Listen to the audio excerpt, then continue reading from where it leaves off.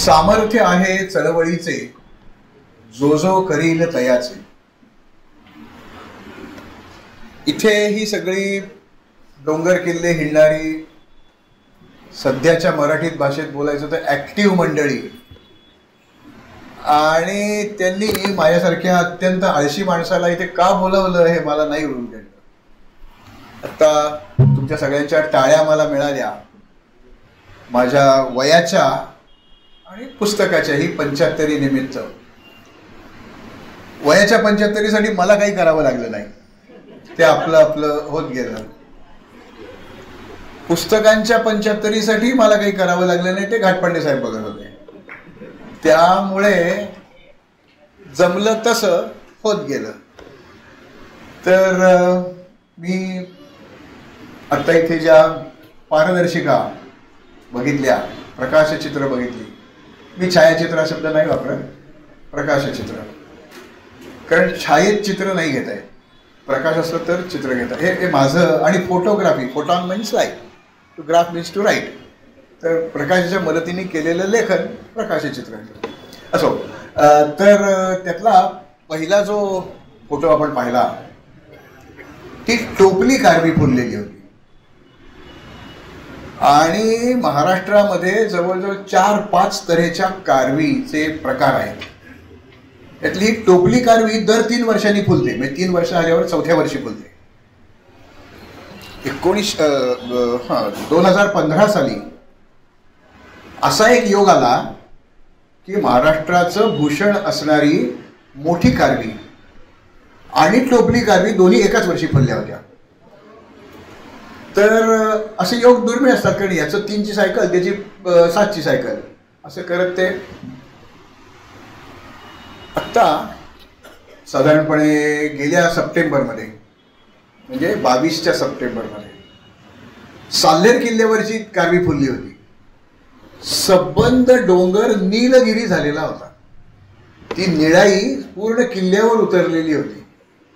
ज्यांनी ते आपल्या डोळ्यांनी पाहिलं त्यांनी त्याचा आनंद घेतलाच, पण अनेक जणांनी आपापल्या परीने पारदर्शिका, फोटो, नंतर हे डिजिटल कॅमेरामधनं हे अनेकांनी पर्यंत पोचवलं.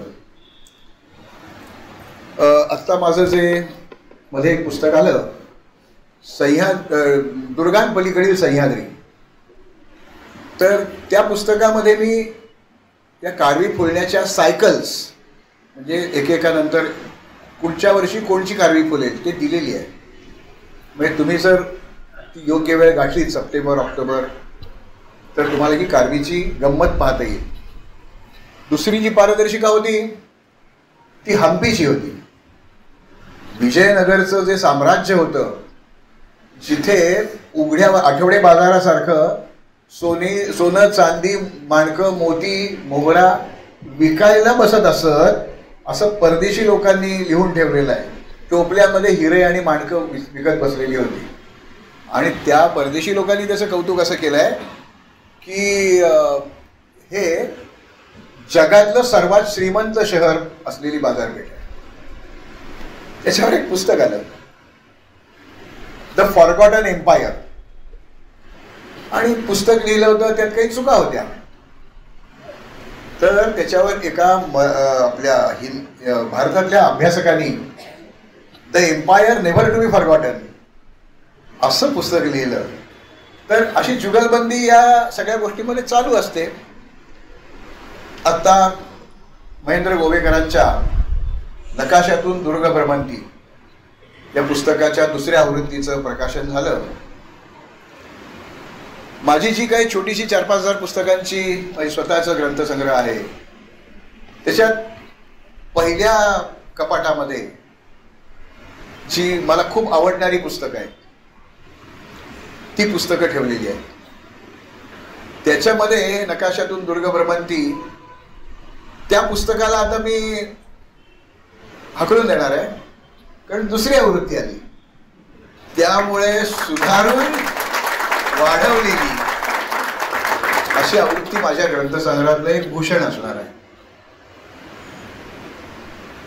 किल्ल्यावर लिहिणं ही सोपी गोष्ट आहे, पण सध्याची जी नवीन तंत्र वापरून ते त्याचे लॅटलॉंग आणि ते सगळं नकाशा बरोबर अचूक, कारण ते प्रपोर्शनेट येतं, प्रमाणबद्ध तो नकाशा येतो.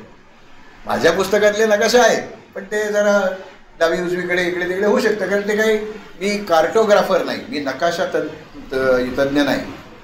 पण हे तंत्र गोवेकरांना अवगत झालं. हां, गोवेकरांना अवगत झालं. हे जर शिवकालात असते आणि औरंगजेबाच्या दरबारात रुजू झाले असते तर याला मोगल भूषण असा पुरस्कार मिळाला असता. याचं कारण असं की औरंगजेबाची अनेक पत्र उपलब्ध आहेत. त्यात तो असं म्हणतो, मला या किल्ल्यांची नकाशे आणि प्रतिकृती मॉडेल्स या करून द्या. आणि सह्याद्रीतल्या घाटवाटांचा पण त्यांनी एक नकाशा करून घेतला होता. दुर्दैवाने जे करून दिलेलं होतं ते अजून सापडलेलं नाही आहे. त्यातली बहुसंख्य कागदपत्र बिकानेरच्या म्हणजे आर्काईव्हमध्ये आहे. तर बिकानेरचा जो दप्तरखाना आहे तो तितका नीट दांडोळला गेला नाही आहे. माझ्या काही पुस्तकांमध्ये मी ब्रिटिशांनी काढलेले नकाशे माझ्या पुस्तकात दिलेले आहेत. माझं जे दुर्गेश्वर रायगड पुस्तक आहे त्याच्यामध्ये ब्रिटिशांनी काढलेला रायगडाचा नकाशा मी दिला आहे. पण त्यात ती हॅचवर्स दाखवलेली असतात. त्यामुळे त्या नकाशाचं काजळप्रत काढणं म्हणजे झेरॉक्स करणं ते किंवा त्याचं कॉपी करणं हे खूप अवघड वगैरे, नंतर ते सगळं काळं काळं होतं. माझ्या सिंहगडवरच्या पुस्तकात देखील मी ब्रिटिशांनी तयार केलेला एक सिंहगडचा नकाशा दिला आहे. कारण अशा तऱ्हेचे फार थोडे नकाशे आपल्याकडे काढले गेलेले आहेत.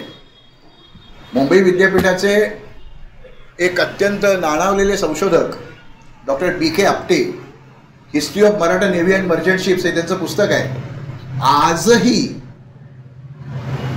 महाराजांच्या नौदलाबद्दल आर्मार हा आर्मडा या स्पॅनिश शब्दाचं मराठीकरण आहे, म्हणून मी नौदल शब्द वापरतो.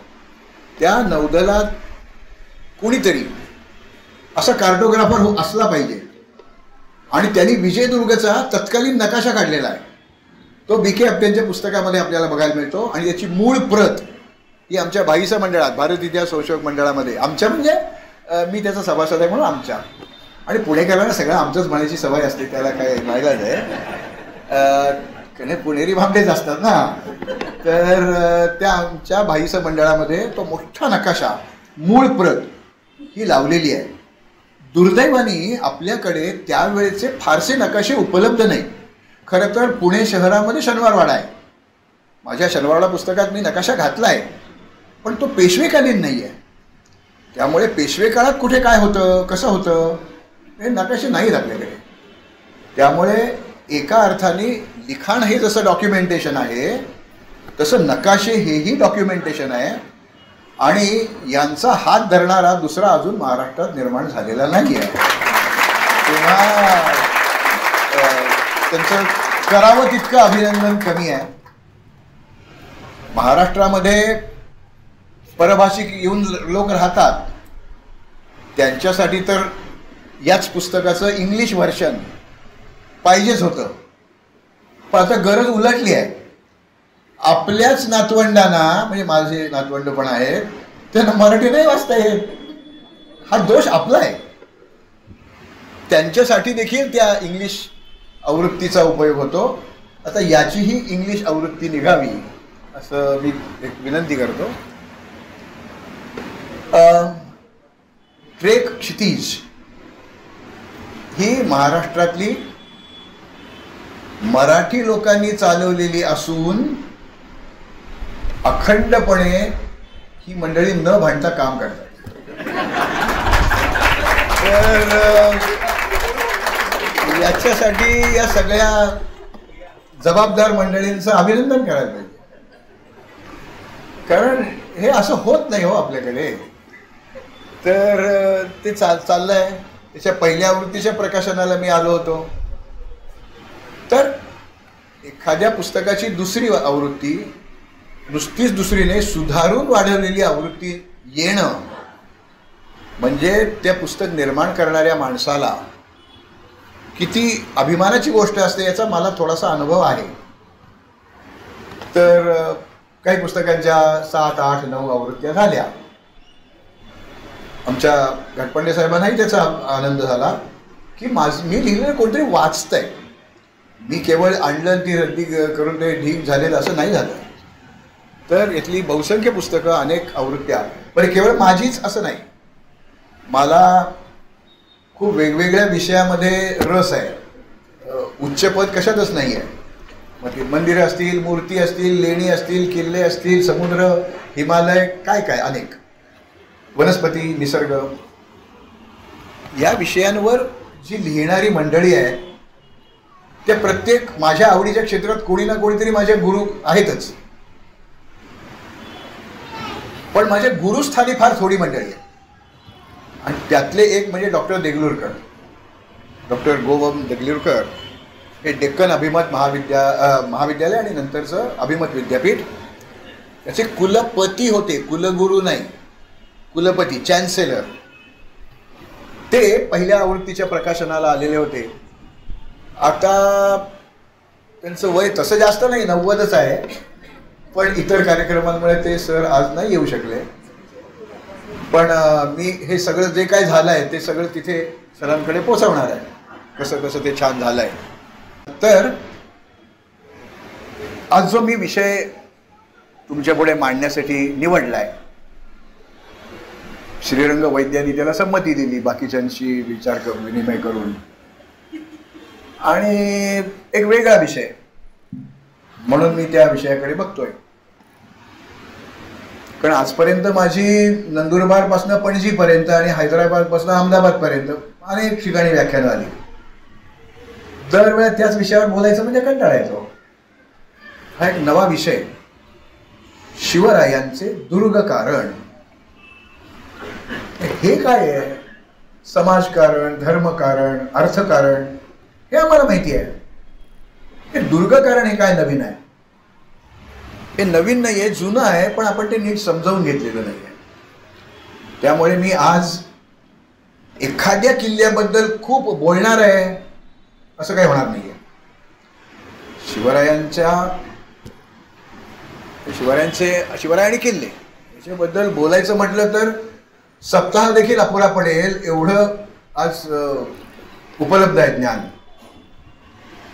एक महाराजांचं वाक्य बकरीमध्ये मिळतं, हजरतीस 360 किल्ले आहेत. म्हणजे शिवाजी महाराज म्हणतायत माझ्याकडे 350 पेक्षा जास्त किल्ले आहेत. हा जो उल्लेख आहे हा आहे 1675 सालचा. त्याच्या आधी 10 वर्ष 1665 पुरंदरचा मिर्झा राजे जयसिंग आणि दिलेर खानाबरोबर झाला अत्यंत अपमानास्पद तह. मोगलांना 23 किल्ले दिले आणि 12च किल्ले महाराजांकडे राहिले. 65 साली महाराजांकडे 12 किल्ले आहेत. 75 साली 360 किल्ले आहेत. म्हणजे कायम नापास होणाऱ्या मुलांनी डिस्टिंक्शन मिळवल्यावर जसं अंतर पडतं तसं आहे. हे गिनीज बुक ऑफ वर्ल्ड रेकॉर्डमध्ये आलं पाहिजे. हे नसतील लिहिलं तर आपण आपली रेकॉर्ड तयार करू. आणि असं जगात कुठे झालेलं नाहीये, म्हणून प्रचंड महत्वाचं आहे. तर या किल्ल्यांमध्ये आपण मधनं ऑडिओ व्हिज्युअल असं या आपण बोलण्याचं स्वरूप ठेवणार आहोत. त्याच्यामध्ये एका गोष्टीचा मला उल्लेख करायचा आहे.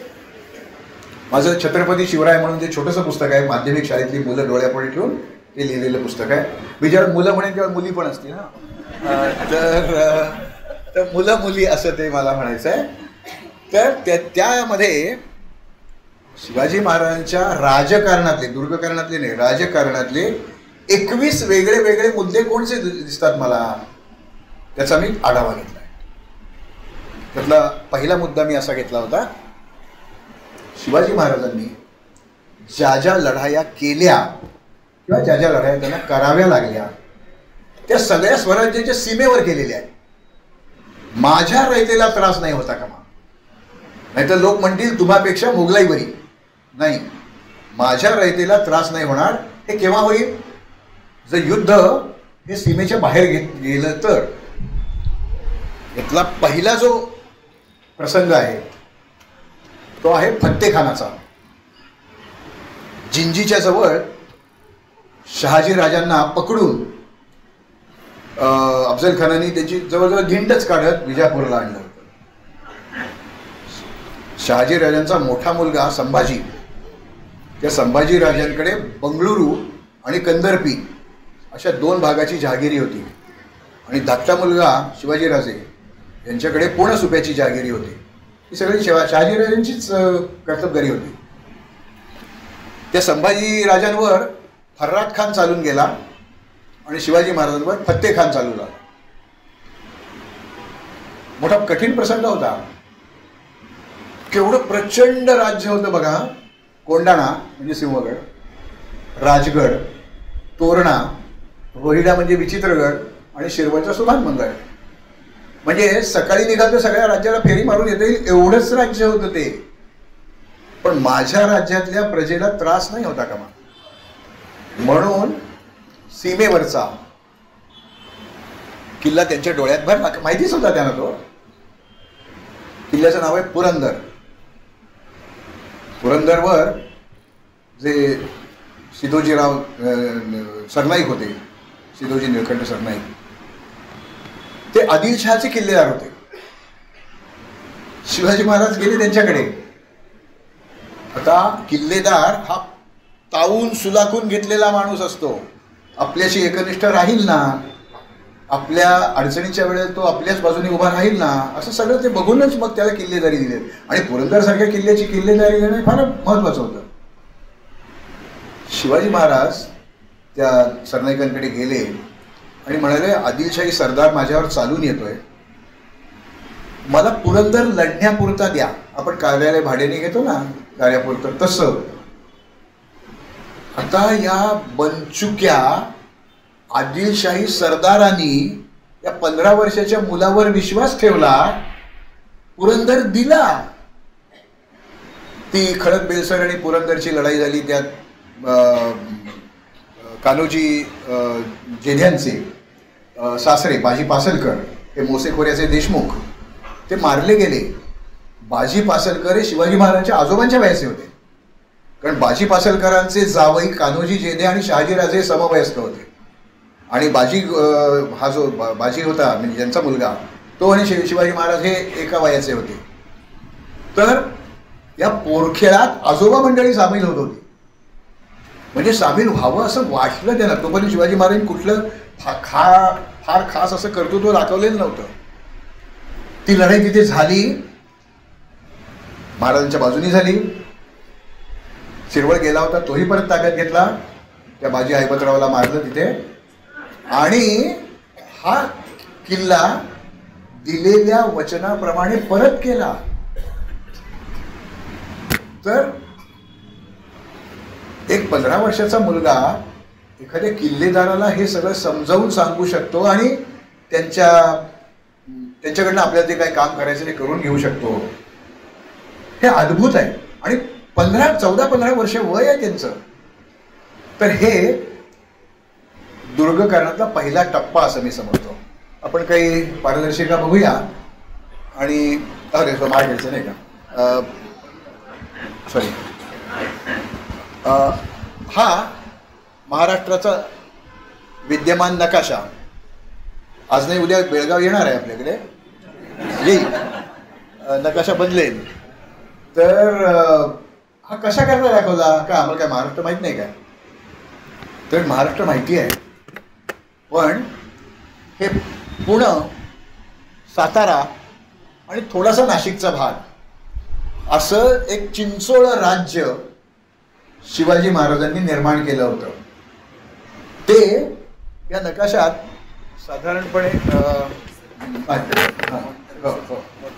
मध्यवर्ती हा नाशिकचा काही भाग, नगरचा फारसा नव्हता भाग, पुणे जिल्ह्याचा काही भाग पण शिवनेरी नाही, आणि रायगड जिल्ह्यातला काही भाग, सातारा, एवढंच त्यांचं राज्य आहे. त्यामध्ये आपल्याला असं दिसतं की त्यांनी हे इथे पुणे आहे, हा पुरंदर तालुका, आणि या इथे साधारणपणे तो पुरंदर किल्ला आहे. म्हणजे पुरंदर तालुक्याचं नाव असलं तरी त्याचं तालुका मुख्यालय सासवडला आहे. तर म्हणजे अंतर किती काही फार नाही आहे अंतर. म्हणजे या एवढ्याशा राज्यातल्या प्रगतीची हा माणूस पहिल्यापासून काळजी घेतोय. मग हे तुमचं राज्य आहे, मी केवळ नावापुरता तिथे आहे असं त्यांना जे पहिल्यापासून मनावर ठसवायचं होतं ते यशस्वी झालेलं आपल्याला दिसतं. त्यानंतर खरं मी याच्यावर जर बोलत बसलो ना तर 1.5-2 तास बोलू शकेन असं हे सगळं प्रकरण आहे. शिवाजी महाराजांनी 45 सालाच्या सुमाराला तोरणा किल्ला ताब्यात घेतला. त्याच्या आधी मगाशी मी सांगितलं त्यामुळे कोंडाणा, रोहिडा म्हणजे विचित्रगड, शिरवळचा सुभानमंगळ असे काही किल्ले होते. पण त्यांनी तोरणा किल्ल्यावर ताबा मिळवला, त्याची दुरुस्ती करायला काढली आणि त्यांना सोन्याच्या मोहरा भरलेले हंडे मिळाले. मी असतो तर लगेच एफडी केलं असतं किंवा म्युच्युअल फंडात गुंतवलं असतं. या माणसानी हा समोरचा एक डोंगर त्यांच्या डोळ्यात भरला. म्हणजे या इथे हा जो दांड आहे हा सुवेळा माची, सॉरी हा संजीवनी माचीचा, ही पद्मावती माची, हा डुबा आणि सुवेळा माची. तर या संजीवनी माचीतनं आळू दरवाज्यातनं बाहेर पडलं आणि या दांडाने सरळ गेलं की एक 3-4 तासामध्ये आपण तोरण्यावर पोहोचतो. हा औरंगजेब राजगडावरनं निघाला 17 नोव्हेंबरला, 22 नोव्हेंबरला तोरण्याला पोहोचला. फास्ट त्याची सगळं. तर राजगडावर काही नव्हतं. तो मुरुंब देवाचा डोंगर, ब्रह्मदेवाचा डोंगर म्हणून ओळखला जातो. शामरूप पर्वत असाही त्याचा उल्लेख मिळतो. हा 15 वर्षाचा मुलगा, मी इथे महाराजांचा अधिक्षेप करत नाही आहे, त्यांच्या वयावर मला जास्त मला लक्ष वेधायचं आहे. या मुलाने काय स्वप्न डोळ्यापुढे उभं करावं स्वतःच्या. वय 15 म्हणजे दुर्ग बांधणीतला प्रचंड अनुभव नाही. त्यांचं उत्पन्न कमी होतं, त्यामुळे दुर्ग बांधणी तज्ज्ञांची फौज त्यांच्याकडे होती नाही. विपुल पैसा होता नाही. जिथे आपण पैसा खर्च करतोय ते ठिकाण आपल्याकडे राहील का काही लवकरात लवकर ते जाईल दुसऱ्याकडे माहिती नाही. फॉरेन कोलॅबोरेशन नाही आणि जागतिक बँकेचं कर्ज नाही. अशा परिस्थितीत 20 लाख घनमीटर, घनफूट नाही घनमीटर, केवढं प्रचंड आहे ते. एवढे दगड याच्या बांधकामासाठी वापरलेले आहे. 15 वर्षाचा मुलगा अनुभव नसलेला असा एक किल्ला बांधतो. पण त्या बांधलेल्या किल्ल्यावर त्यांचा विश्वास एवढा आहे की 1647 ते 1672 25 वर्ष हा राजा त्या किल्ल्यावर राहिलाय, स्वनिर्मित किल्ल्यावर राहिलाय. एखादं घर पडायला आलं असेल, चांगलं बांधलं गेलं असेल तर आपण राहणार नाही तिथे. 25 वर्ष त्यांचं आयुष्य 50 वर्षाचं, 30चा जन्म 80चा मृत्यू, यातलं 50 पैकी 25 वर्ष राहिले हे या स्वनिर्मित किल्ल्यावर राहिले. म्हणजे आपण केलेलं काम किती पक्क आहे, सरकारी काम असून किती पक्क आहे हे त्यांना माहिती होतं. आणि त्यांनी तो राजगड बांधून अनुभव मिळवला. या अनुभवाचा फायदा पुढे खूप झाला. मी मधनं असं जरा डायव्हर्शन्स पण घेणार आहे. मी अनेक परदेशी अभ्यासकांना किल्ले दाखवले. त्यात व्हर्जिनिया फास नावाच्या एक विदुषी इंग्लंडमधनं आल्या होत्या. त्यांचं आपली धारिणी फाईलच्या आकाराचं जवळजवळ 400 पानाचं पुस्तक पूर्ण आर्ट पेपरवर छापलेलं, फोर्ट्स ऑफ इंडिया, त्या महिलेला मी महाराष्ट्रातले अनेक किल्ले दाखवले. राजगड पाहून आम्ही खाली आलो. खाली आल्यावर त्या बाई अगदी आता गाडीशी आलो आम्ही. त्या बाईंनी दार उघडलं गाडीचं आणि परत लावलं. बहुतेक यांची पर्स वर राहिलेली असणार आणि ते परत पाठवणार, ते जाऊन घेऊन या. त्यांनी ते दार बंद केलं, असं मागे बघितलं आणि म्हणाले, professor, this is not at all a fort, it is a king of forts. मी म्हटलं, बाई ग, माझ्या राजाने हा किल्ला ज्या वेळेला बांधला त्याच वेळी त्याचं नाव ठेवलंय गडांचा राजा, राजगड. 300 वर्षानंतरचा एक अभ्यासक असं मत प्रदर्शित करतो एका 15 वर्षाच्या मुलांनी बांधलेल्या किल्ल्याबद्दल.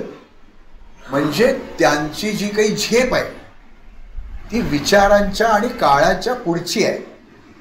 तर दुर्गकरणामध्ये भक्कम दुर्ग बांधणी हाही एक पैलू आहे, त्याच्यावर मी फार भर देणार नाहीये. हा तो राजगड किल्ल्याचा नकाशा हा गोवेकरांच्याच पुस्तकातला आहे.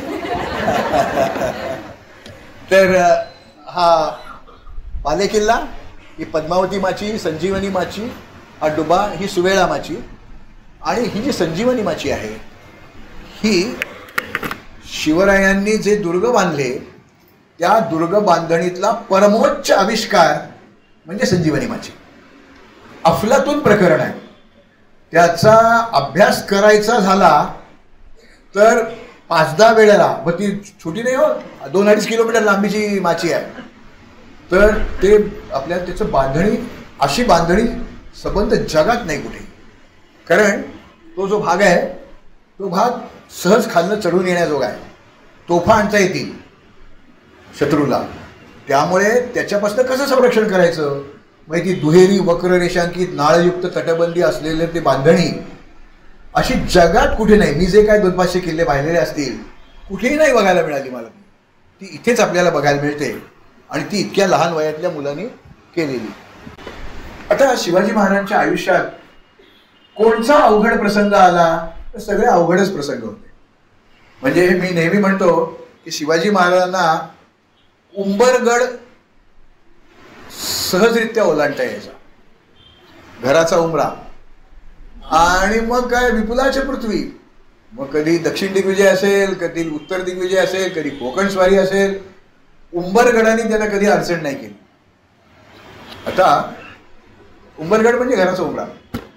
तर मला शिवाजी महाराजांच्या आयुष्यातला पहिला खूप मोठा घातक प्रसंग म्हणजे अफजल खानाची स्वारी. झालं काय,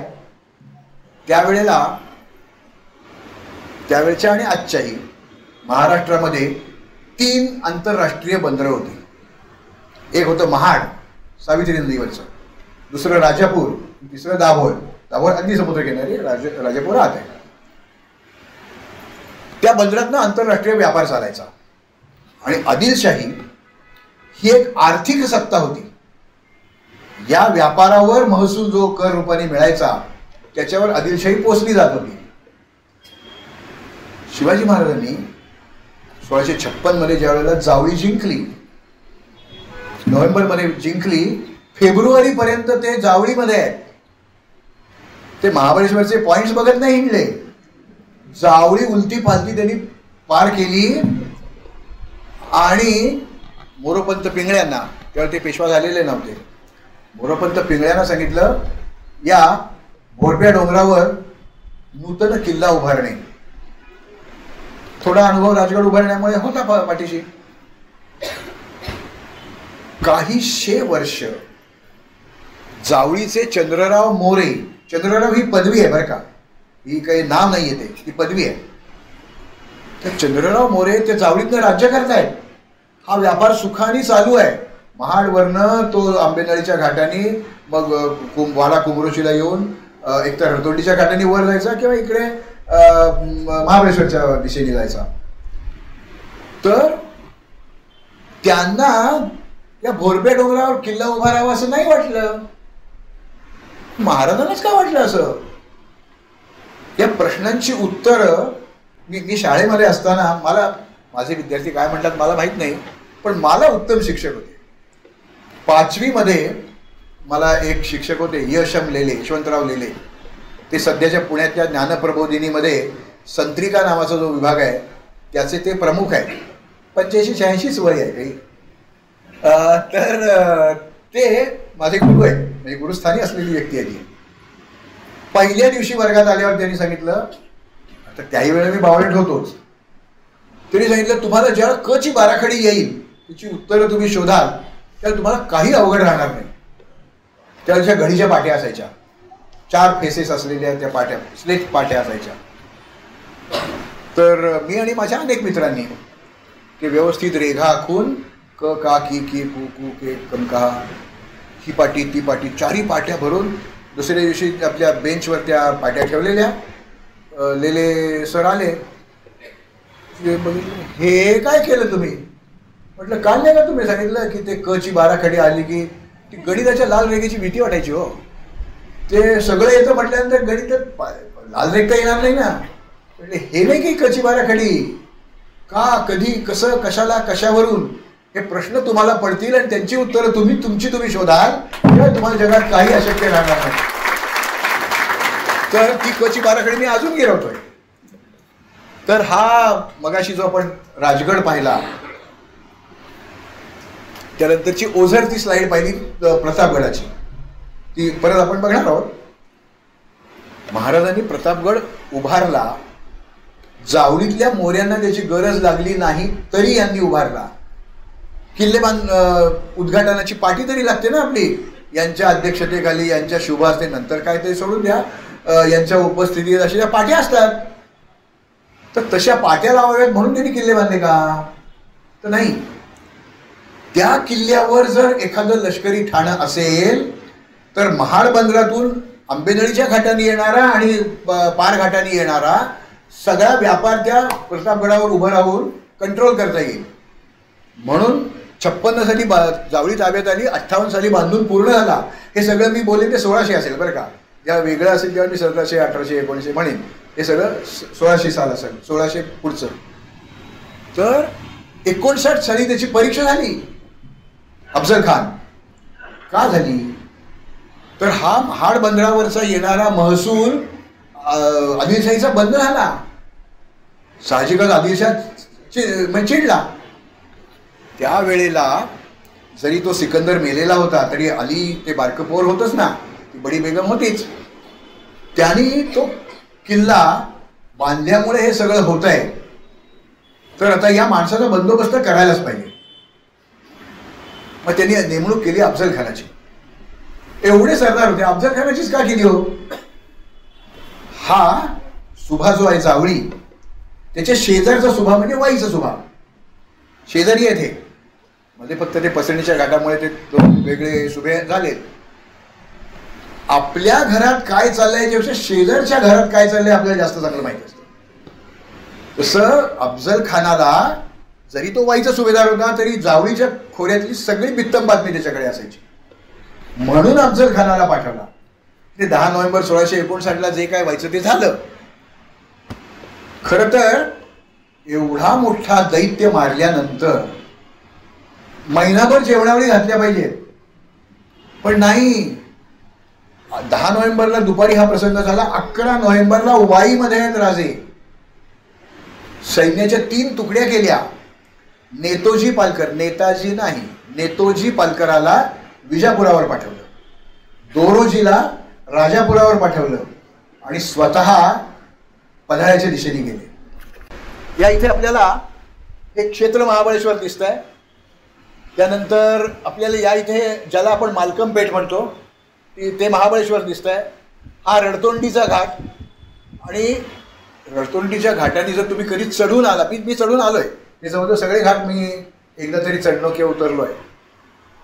इतका कठीण वाटायचा की तोंड रडवेलं व्हायचं, म्हणून तो रडतोंडीचा घाट. तर हा रडतोंडीचा घाट आहे. आणि या इथे जावळी जी आहे ती अशी आतमध्ये आहे. त्यामुळे आणि मगाशी मी ते कुमरोशी वाडा या गावाचा उल्लेख केला. आणि या बाजूला हा प्रतापगड आहे आणि या इथे तो पार घाट आहे. तर आता हे उत्पन्न आपल्याला परत मिळवायला पाहिजे. ते तर राहिलं बाजूलाच.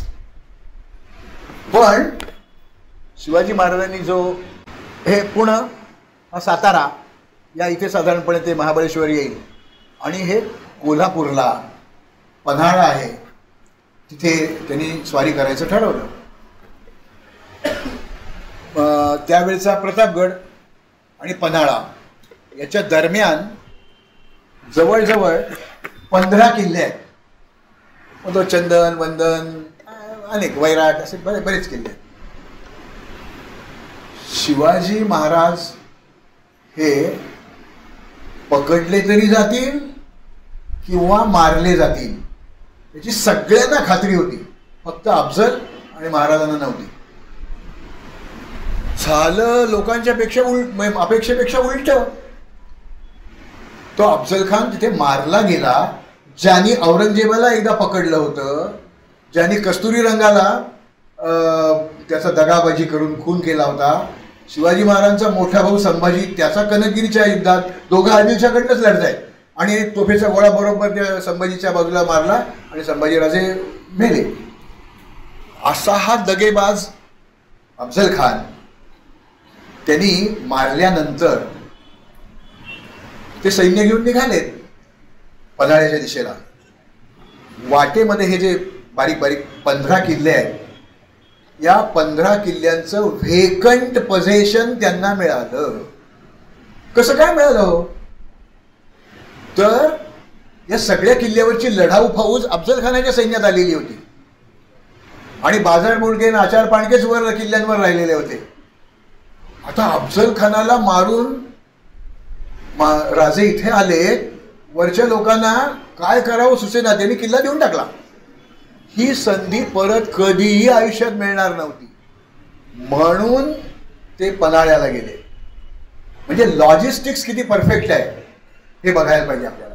खरं तर या इथे प्रतापगड येईल, या इथे साधारणपणे नाशिक तेवढ्याच अंतरावर आहे. नाशिकाकडे का नाही गेले?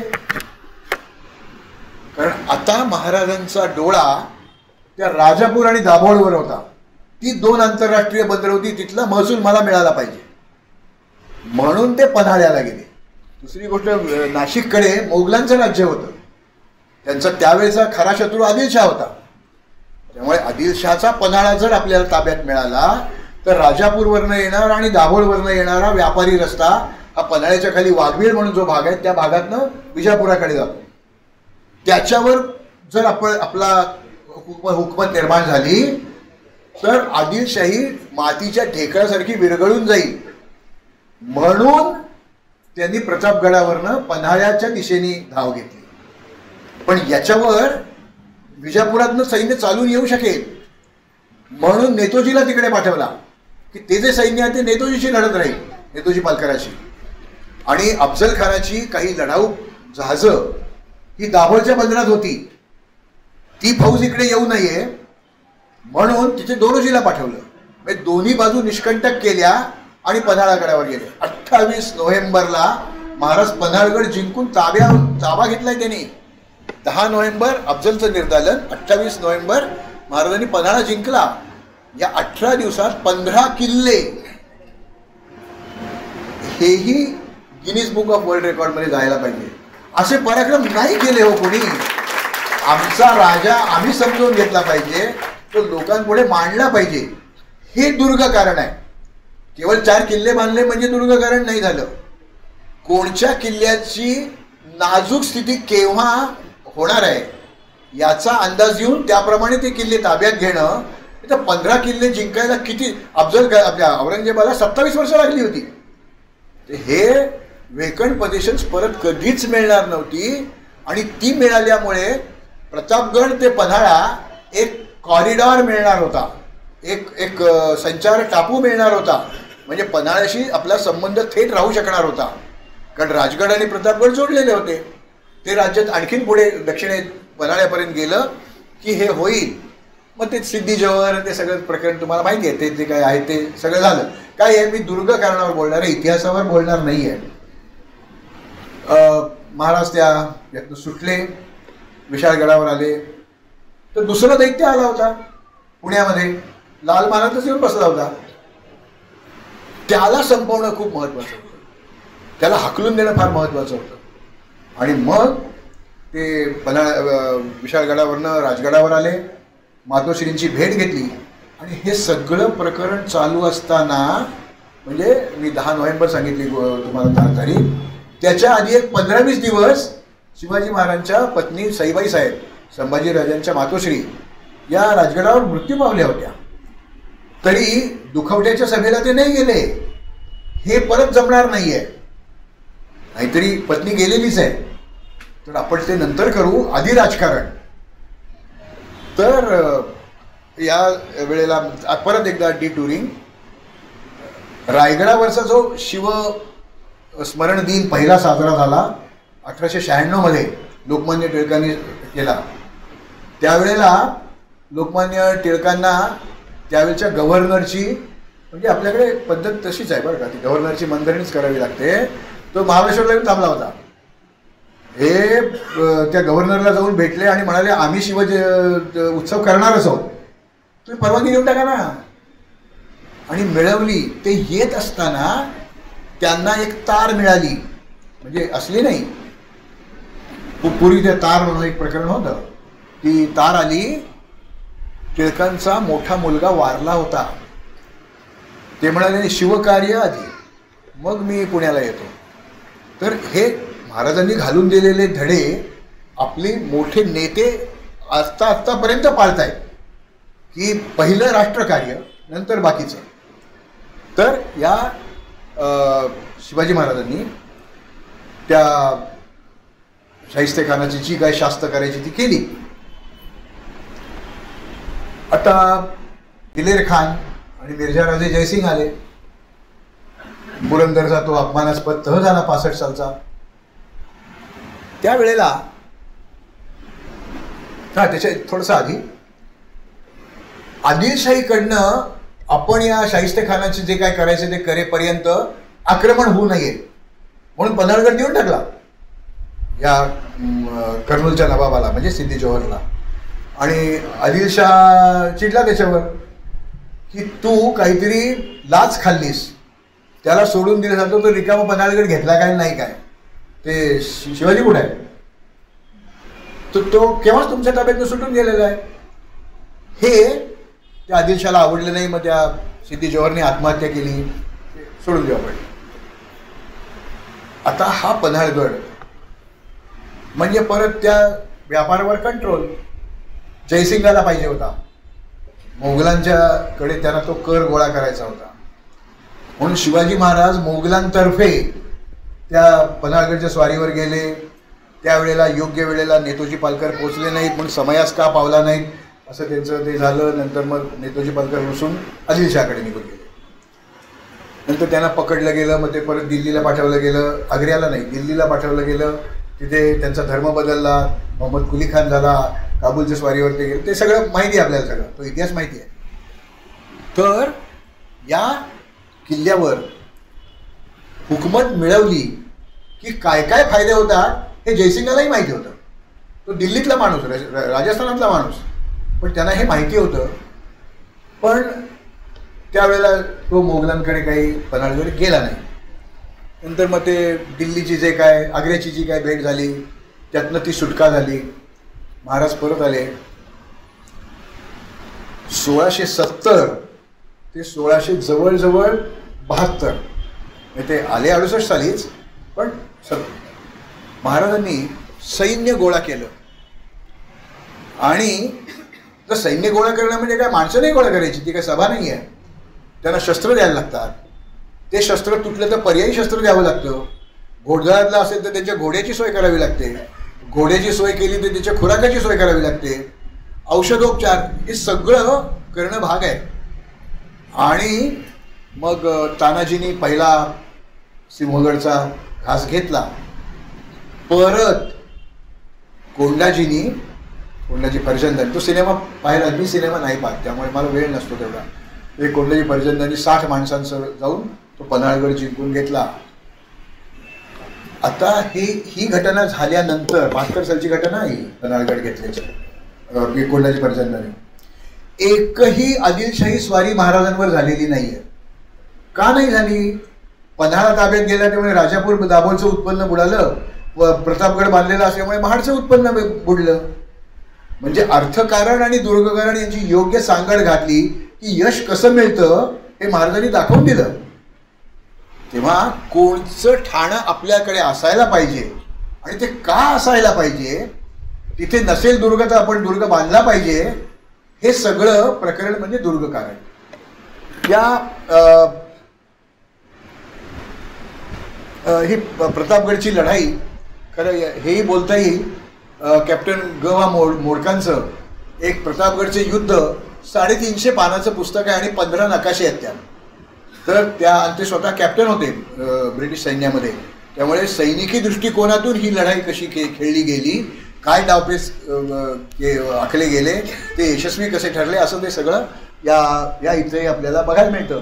आता हे इथे जे खानाचे 150 आश्रम किंवा हे पारसोन पेठपार, खानाचं पायदळ तोफखाना कोयनेच्या काठावर, हे सगळं ज्या तुम्ही तिथे 1-1.5 महिना हिंडून पाहाल त्या प्रतापगडचं जिओ पॉलिटिकल म्हणजे भूराजनैतिक स्थान हे आपल्या लक्षात येतं. आणि मग तिथे तो किल्ला बांधणं किती शहाणपणाचं होतं हे आपल्याला उलगडतं. पण तुम्ही त्या भागात गेलाच नसाल, महाबळेश्वरवर तो दिसतोय ना, तो प्रतापगड, वा वा वा छान. नाही, प्रतापगड जाऊन पाहायला पाहिजे, प्रतापगडचा मुलूक धांडवळला पाहिजे.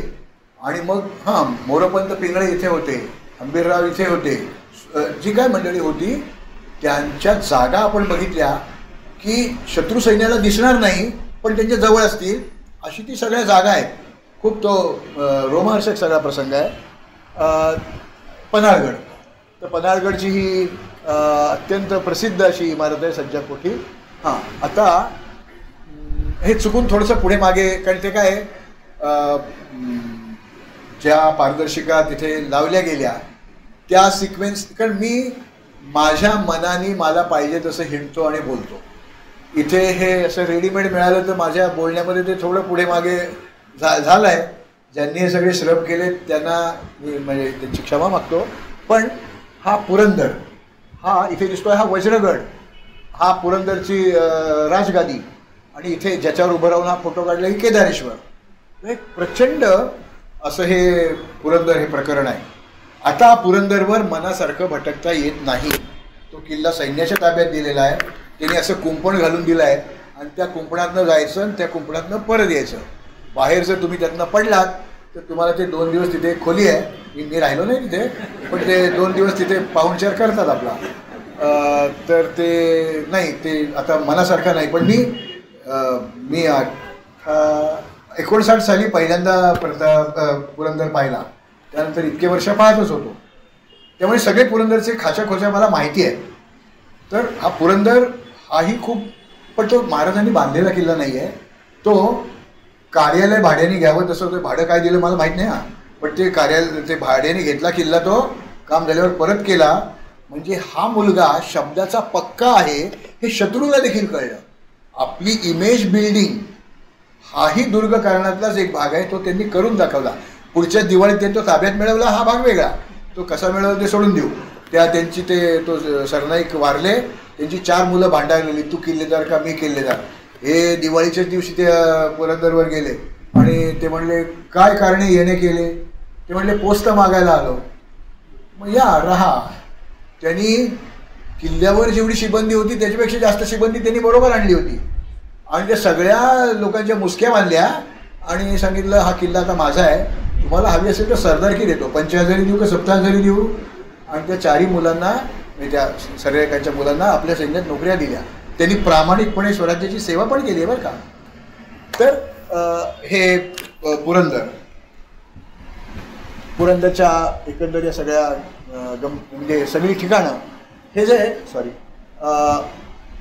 मुरारबाजी आहे ना, तर आपण या सगळ्या महापुरुषांचा किमान नावं तरी आपण नीट लिहिली पाहिजे, नावं तरी नीट घेतली पाहिजे.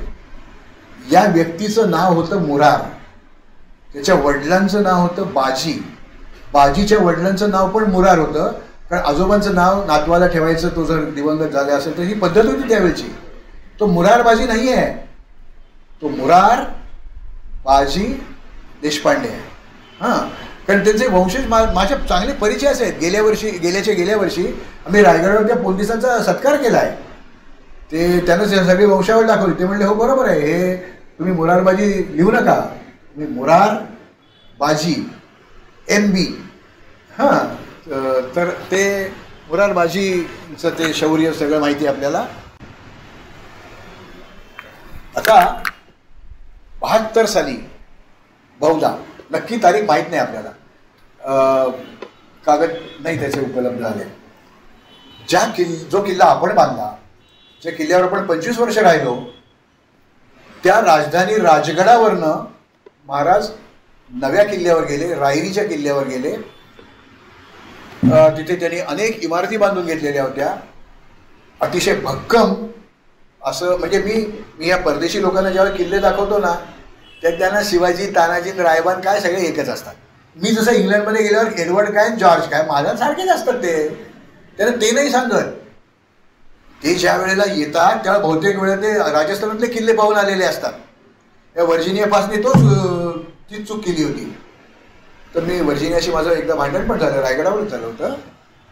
तर मी तिला म्हटलं बाई ग, ती म्हणाली हे सगळं असं डायलॅपिडेटेड. म्हटलं थांब, हे तुम्ही केलं.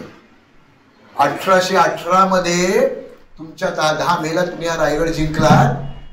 40 साली तुम्ही या रायगडाची पाडापाड केली आहे.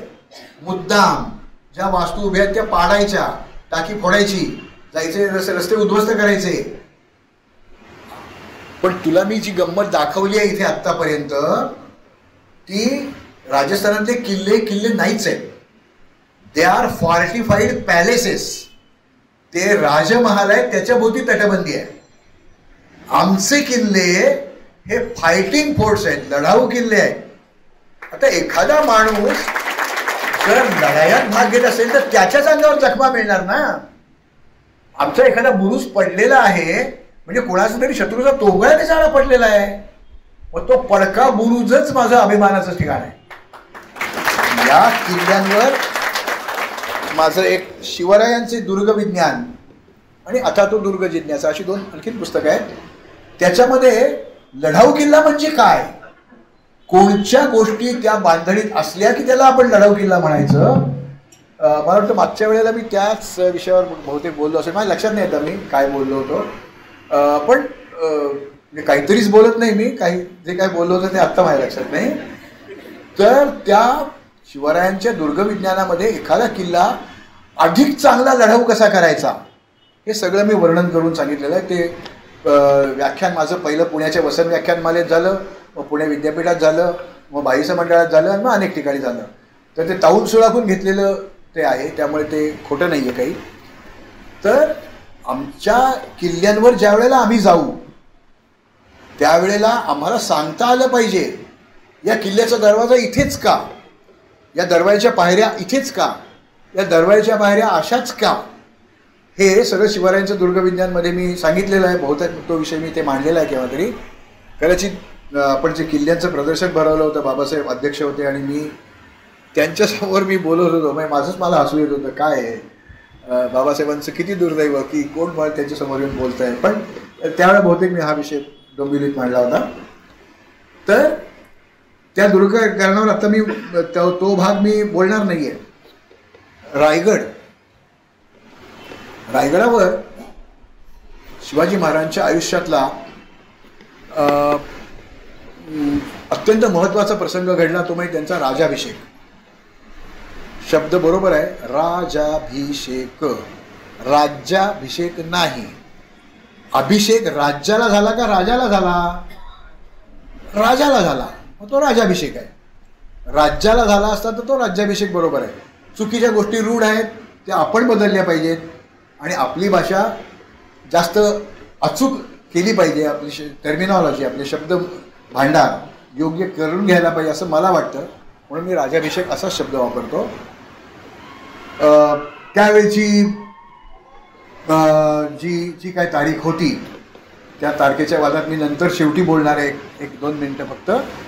तर त्या राजाभिषेकानंतर प्रचंड खर्च झाला होता.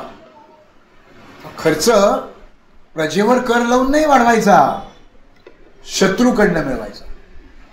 सुदैवानी त्यावेळेला शिवाजी महाराजांचे सावत्र भाऊ व्यंकोजी किंवा एकोजी, दोन्ही नावं त्यांची वापरलेली दिसतात आपल्याला.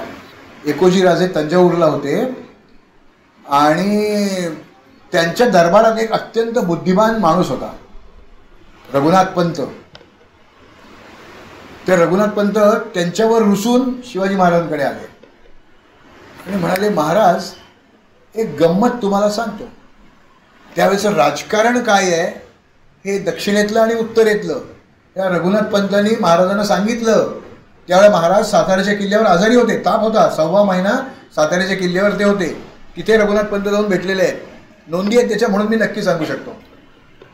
त्यावेळेला त्यांनी असं सांगितलं की आज असं हिंदू मुसलमान प्रचंड भांडणं, ज्यू आणि ते पॅलेस्टिनी प्रचंड भांडणं, तसं त्यावेळेला पठाणी गट म्हणजे उत्तरेतले आणि दख्खनी मुसलमान हे दोघंही मुस्लिमच, अर्थात हे शिया आहेत ते सुन्नी आहेत, तो भाग सोडून देऊ आपण, पण प्रचंड भांडणं होती त्यांची.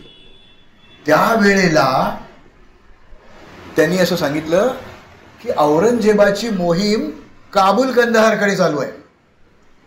हा दक्षिणेमध्ये जिंजीचा जो किल्ला आहे ना तो तुम्ही मिळवा. का मिळवा ते नंतर मी थोडे 5 मिनिटांनी नंतर बोलून त्याच्याबद्दल. तिथे जो नासिर महम्मद आहे तो किल्लेदार आहे, तो दख्खनी मुसलमान आहे.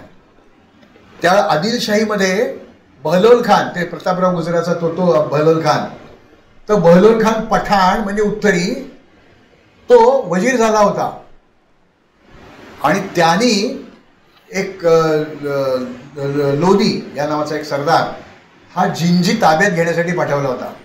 पठाण्यांना तो दख्खनी मुसलमानांकडनं किल्ला पाहिजे होता.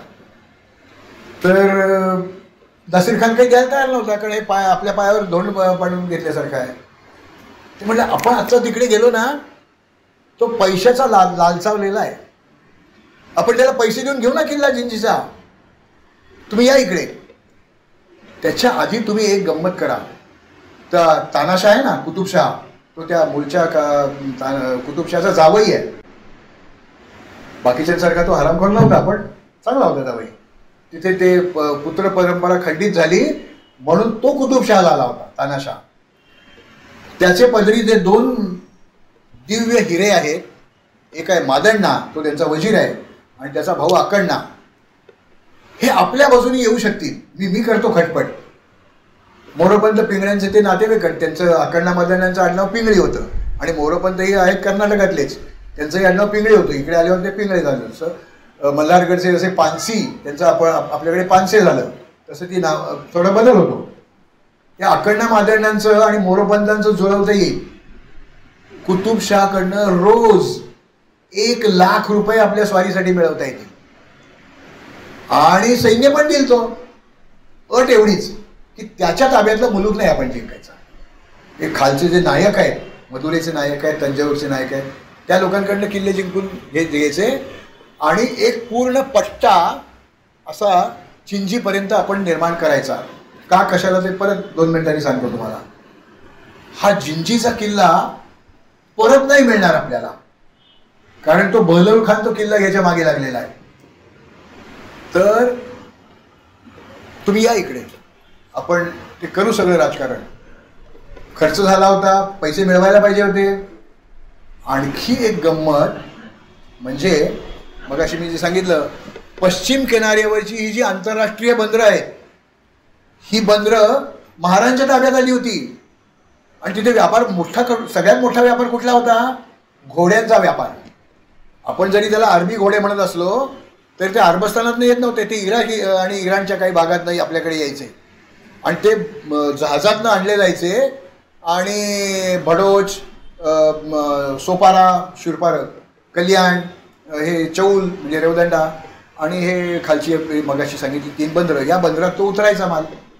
त्याला गिराईक कोण होतं? ते महागडे घोडे घ्यायला. इथे भीमथडी तट्टा आपल्याला चालत होती, या परक्या राज्यकर्त्यांना ते अरबीच घोडे हवे असायचे.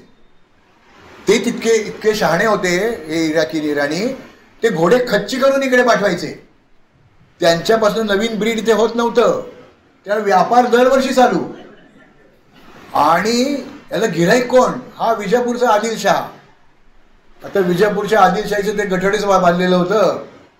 हा शिवाजी महाराजांच्या मागे पन्हाळगड विशाळगड त्या सवारीमध्ये सिद्धी मसूद आला होता.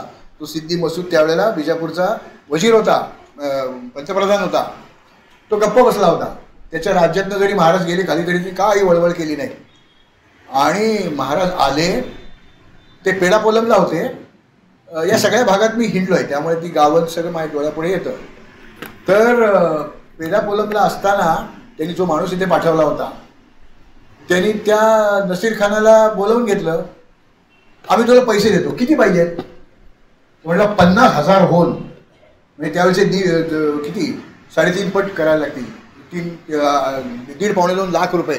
सोनं होतं 4 आणे तोळा. इतके पैसे पाहिजे होते. महाराज म्हणाले देऊन टाका. त्या किल्ल्याला वेढा घालून जर वर्षभर बसावं लागलं तर सैन्याचा पोचण्याचा खर्च याच्यापेक्षा जास्त आहे. कमी पैशात सौदा होतोय. नसीर खानाला पैसे दिले आणि तो मागत नव्हता तरी एक जहागिरी दिली. 3 लाख उत्पन्न असलेली एक जहागिरी दिली. ती त्याच्या नशिबात नव्हती, तो भाग सोडून द्या, कारण नंतर लगेच तो मेला. 1.5 वर्षात तो मेला. तर या नसीर खानाकडनं जिंजीचा किल्ला व्हेकंट पोझिशन मिळाली आणि त्यातल्या काही बांधकामं त्यांनी पाडून टाकली शिवाजी महाराजांनी. ती येस बरं झालं ते तुम्ही केलं, बरं झालं. हा जो भाग हे आहे हा जिंजी आहे.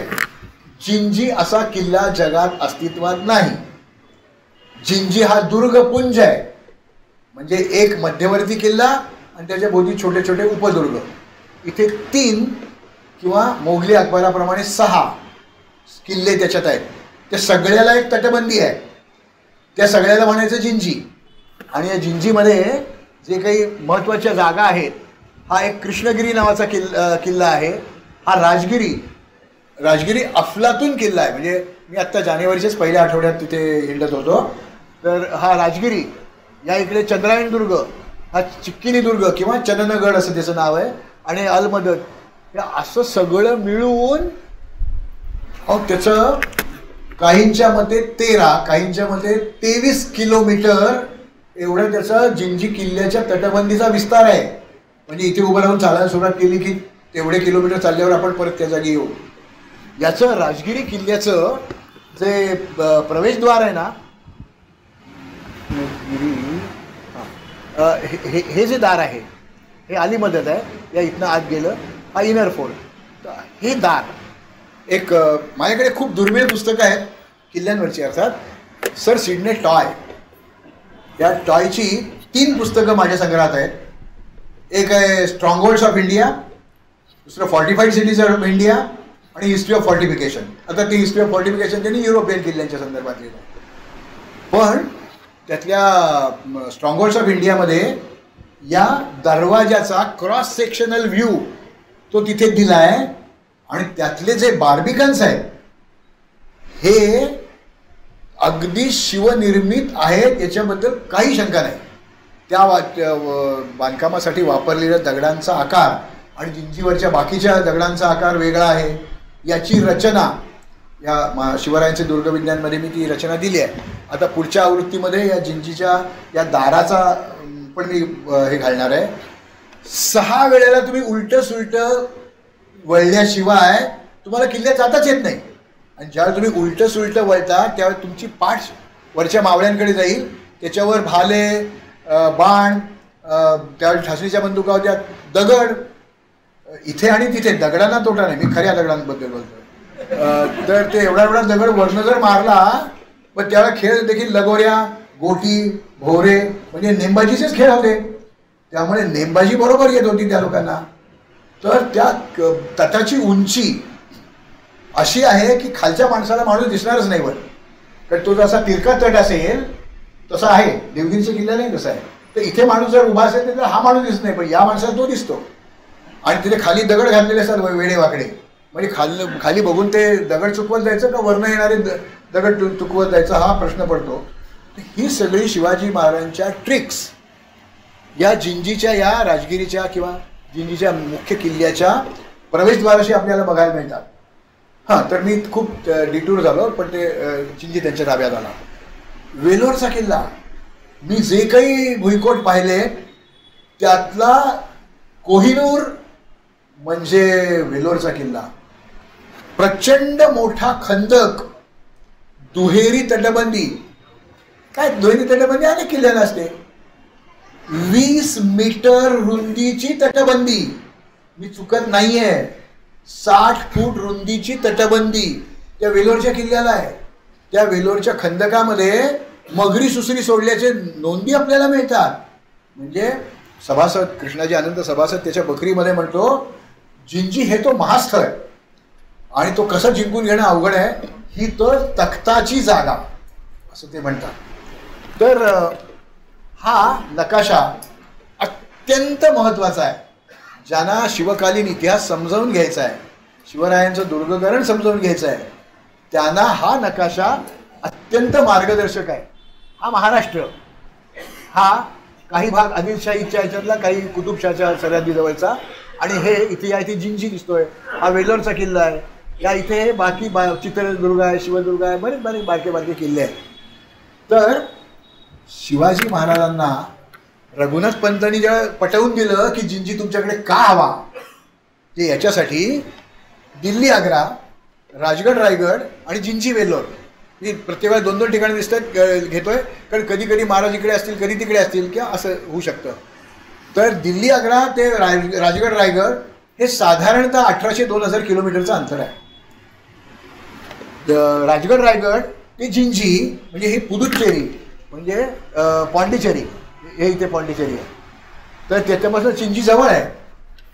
तो जो व्यापार हल्ला होता ना, ते आदिलशाह घेत नव्हता घोडे, ते लोक लंकेला वळसा घालून या पुदुच्चेरीला येऊन ते घोडे विकायला लागले. कोण होते गिराईक? कुतुबशाह, सर्वात श्रीमंत तो होता.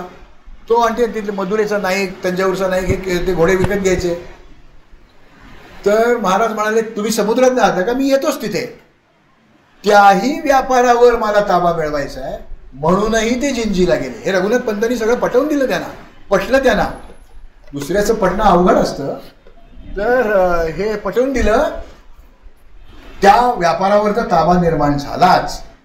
पण शिवाजी महाराजांचं ते ॲबे कॅरीनी राऊजी सोमनाथाशी बोलणं जे झालं ते लिहून ठेवलं आहे. ॲबे कॅरी इटालियन, केव्हापासून इटालियन माणसं येतात बघा आपल्याकडे.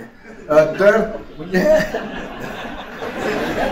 मला निकोलाय मनुची पण बदला म्हणायचा होता, पण तुम्ही प्रेझेंट कॉन्टेक्स्ट घेऊ नका. तर तो ॲबे कॅरे त्याला महाराष्ट्रात हिंडायचं होतं. त्याला दस्तक पाहिजे होतं, पारपत्र पाहिजे होतं, पासपोर्ट पाहिजे होता. तो त्या चौलला राऊजी सोमनाथाला भेटला आणि त्यांनी त्या गप्पा मारत बसले. तर कोणत्या भाषेत बोलले माहीत नाही मला, पण ते गप्पा मारलेत त्यांनी, कारण ॲबे कॅरे लिहून ठेवतो. तो म्हणतो, मी त्या माणसाला विचारलं की तुमचा राजा आपले किल्ले बांधत सुटलाय, किती पैसे खर्च होतात त्याच्यावर?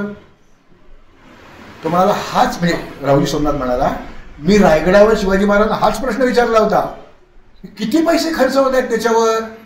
आता कुठेतरी थांबायला हवं आपण, आपलं अंदाजपत्रक अशी अनुदानं देऊन नाही चालणार पुढे.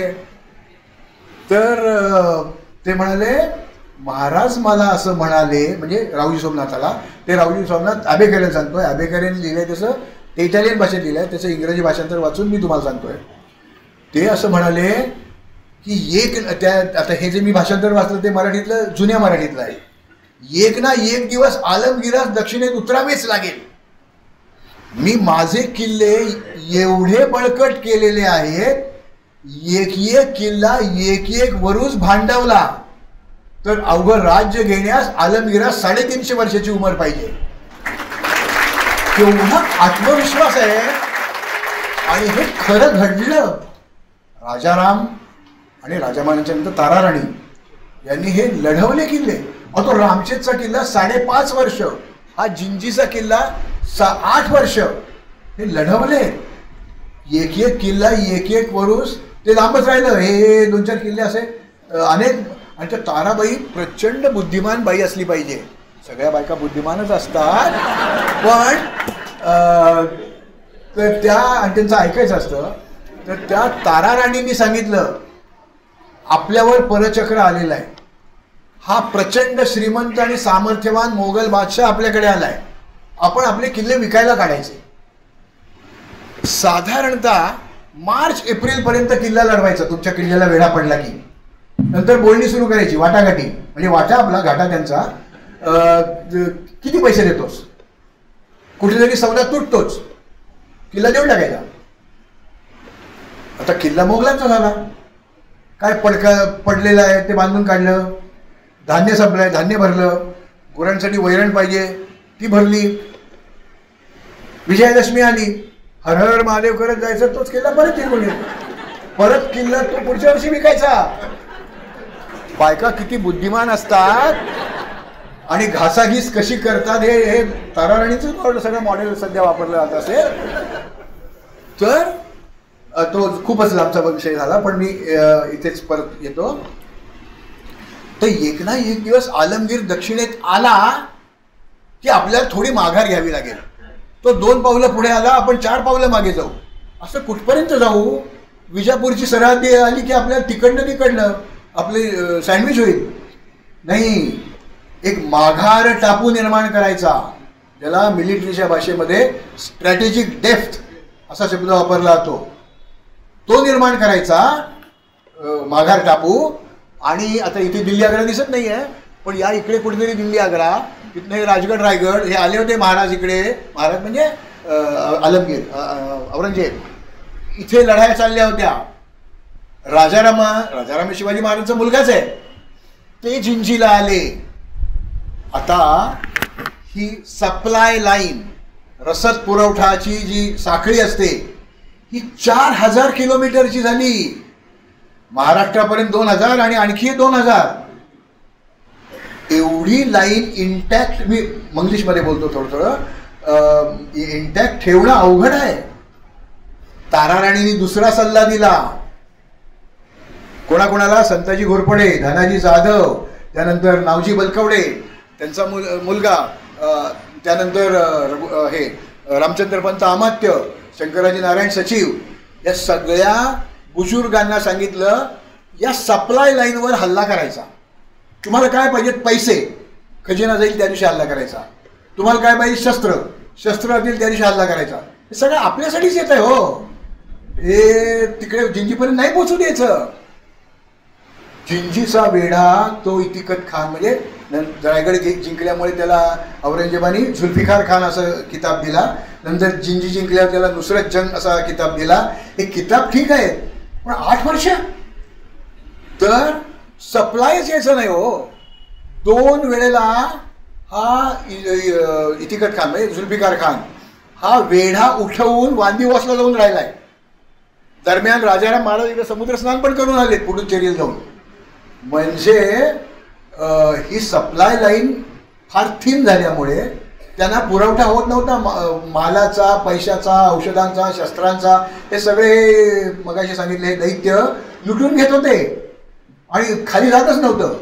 माघार टापूची आवश्यकता रघुनाथ पंत आणि शिवाजी महाराजांनी ती जाणली, ती प्रत्यक्षात आणली आणि राजारामांच्या काळात ती प्रत्यक्षात आली. म्हणजे हा विजनरी माणूस आहे, हे त्यांचं दुर्ग कारण आहे. जिंजीचा किल्ला आज महाराष्ट्रातल्या 100 लोकांना विचारलं नेमका कुठे आहे तर नाही सांगता येणार. पण या शिवाजी महाराजांना जिंजीचा किल्ला काय आहे, त्याचं महत्त्व काय आहे आणि तो माघार टापू निर्माण होण्याची किती आवश्यकता आहे हे नकाशा गुगल नव्हतं, तरी त्यांना कळलं हो. आम्हाला ते गुगल घेऊन गेलो तरी आम्हाला ते सापडेना सगळं तिथलं. तो वेलोर दरवाजा नाही तर नाही सापडला आम्हाला. असो, ते जंगल आहे खूप त्या भागामध्ये. तर या माघार टापूची निर्मिती हा शिवरायांच्या दुर्ग करण्याचा कळसा द्याय आहे. हा जर माघार टापू नसता तर राजाराम महाराज केव्हाही सापडले असते. संभाजी पुत्र शिवाजी म्हणजे नंतर त्याचं नाव औरंगजेबाने शाहू केलं, तो शाहू आणि येसुबाई हे औरंगजेबाच्या कैदेत पडलेच होते. राजारामाला पकडले की संपलं भोसले कुटुंब, म्हणजे सगळं मराठ्यांचं राज्य गिळलं. विजापूरची आदिलशाही आणि कुतुबशाही हेही जिंकलं होतं त्यांनी. हे जिंकलं की जायचं आपल्याला आग्र्याला, परत तेच सगळं काश्मीरच्या शालिमार बागेत जायचं सगळं. ते काही नाही हो. जो संगमरवरी महालात राहणारा माणूस फाटक्या तंबूमध्ये महाराष्ट्रात राहत होता आणि त्यांच्या 2-2 पिढ्या इथे जन्माला आल्या. त्याचा बेदार भक्त नावाचा जो नातू आहे ना औरंगजेबाचा, त्याचा जन्म महाराष्ट्रातला आहे, तो मेलाही महाराष्ट्रातच. तर इतका प्रदीर्घ काळ ते का लढू शकले मराठे याचा अर्थ महाराष्ट्रात राहतात ते मराठे, मी जातीवाचक शब्द वापरत नाही आहे. तर या मराठ्यांनी ही सप्लाय लाईन आपल्या ताब्यात ठेवली. जशी ते आंतरराष्ट्रीय बंदराचा महसूल मिळवला तसा हा येणारा सगळा खजिना म्हणजे सगळ्या स्वरूपाचा हा मराठ्यांनी ताब्यात घेतल्यामुळे हा किल्ला एवढा दिवस लढवता आला.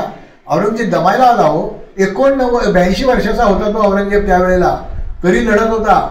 त्याची मान अशी लुटून हलायची. तो तख्ते रवामधनं जायचा तर दोनदा अशी तलवार बाहेर काढून बघायचा की आहे मी अजून आहे असं दाखवत होता तो. असं होतं, तो भाग वेगळा आहे. शिवरायांचं दुर्गकारण हे असं बहुस्पर्शी आहे. ते लष्करी राजकारण आहे, ते अर्थकारण आहे, ते घोड्यांचा व्यापार अर्थकारण, त्याच्यावरही मला सत्ता मिळवलीच पाहिजे, त्यातनं येणारा महसूल मलाच मिळाला पाहिजे, हे सगळं जे त्यांचं अर्थकारण त्याच्याशी गुंतलेलं आहे.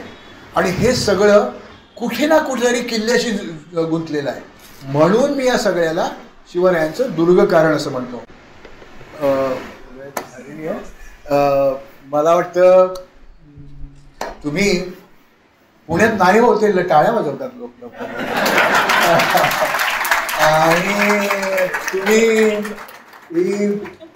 एका उन्हाळ भटक्या माणसाची आणि तो शिकवणार काय ते घासपूस आणि ते गवत झाडं, त्या अशा माणसाची इतिहासावरची किल्ल्यांवरची अशी बडबड सहनशीलता अफाट आहे तुम्हा लोकांची. ते ऐकून घेतली ही संधी मला इथे दिली. ट्रेक सिटीचे सगळे मंडळी, आज मी सकाळपासून इथे आलो आहे. या लोकांना प्रचंड त्रास दिला आहे, बा ते पा दाखवा अमुक, आणि ते सगळं सहन केलं त्यांनी मला. तुम्ही आत्ता हे सहन केलं. आणि एका मराठीतल्या दुर्ग साहित्यातला एक अलंकार असं हे नकाशातून दुर्ग भ्रमंतीची वाढवून सुधारलेली दुसरी आवृत्ती, आणि त्याचे प्रकाशक पण इथे आहे. त्या आता मी काय थोडेसे किल्ले पाहिलेला माणूस, त्याच्या प्रकाशनाला त्यांनी मला बोलवावं हा माझा मोठा सन्मान आहे असं मला वाटतं. आणि तुमच्या या सगळ्या ऑर्गनायझर्स, तुम्ही सगळे श्रोते, हे दृकश्राव्य माध्यमं आणि हे आपल्याला महाराजांच्या अत्यंत उत्तम प्रतिमा केलेली मंडळी, या सगळ्यांचे आभार. माझ्यासारखा कंजूस पुणेरी माणूस एका शब्दात मानायची इच्छा व्यक्त करतोय. आभारासाठी मी धन्यवाद असा शब्द वापरतो. धन्यवाद म्हणजे तुमच्यासारख्या जाणत्यांपुढे मी बोलून धन्य झालो यात वाद नाही.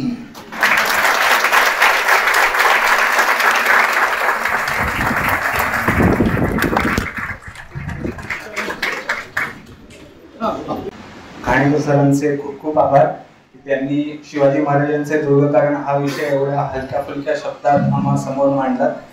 कोणाला काही प्रश्न विचारायचे असतील तर तुम्ही विचारू शकता. नमस्कार सर, मी मयुरेश जगे. माझा 2 क्वेश्चन आहेत, माझे सिंपल क्वेश्चन आहेत की एक शिलालेख आहेत किल्ल्यांवर, प्रत्येक किल्ल्यावर, त्यांचं महत्त्व काय होतं? जसं की इतिहासात भरपूर दस्तावेज आहेत ते लिहून ठेवलेले आहेत, शिलालेखांचं एक्झॅक्टली महत्त्व काय, आणि आत्ता सध्या स्थितीला ते दुर्मिळ होत चालले. जसं की निसर्ग खूप त्याचा मोठा शत्रू आहे दगडांना, की ते लोप पावले, तर त्याचं काही जतन करण्यासाठी आपण करू शकतो. तर महाराष्ट्राच्या इतिहासाची अस्सल साधनं ज्याला आम्ही म्हणतो, इतिहासाचे अभ्यासक, त्याच्यामध्ये शिलालेखांना अत्यंत महत्त्व आहे.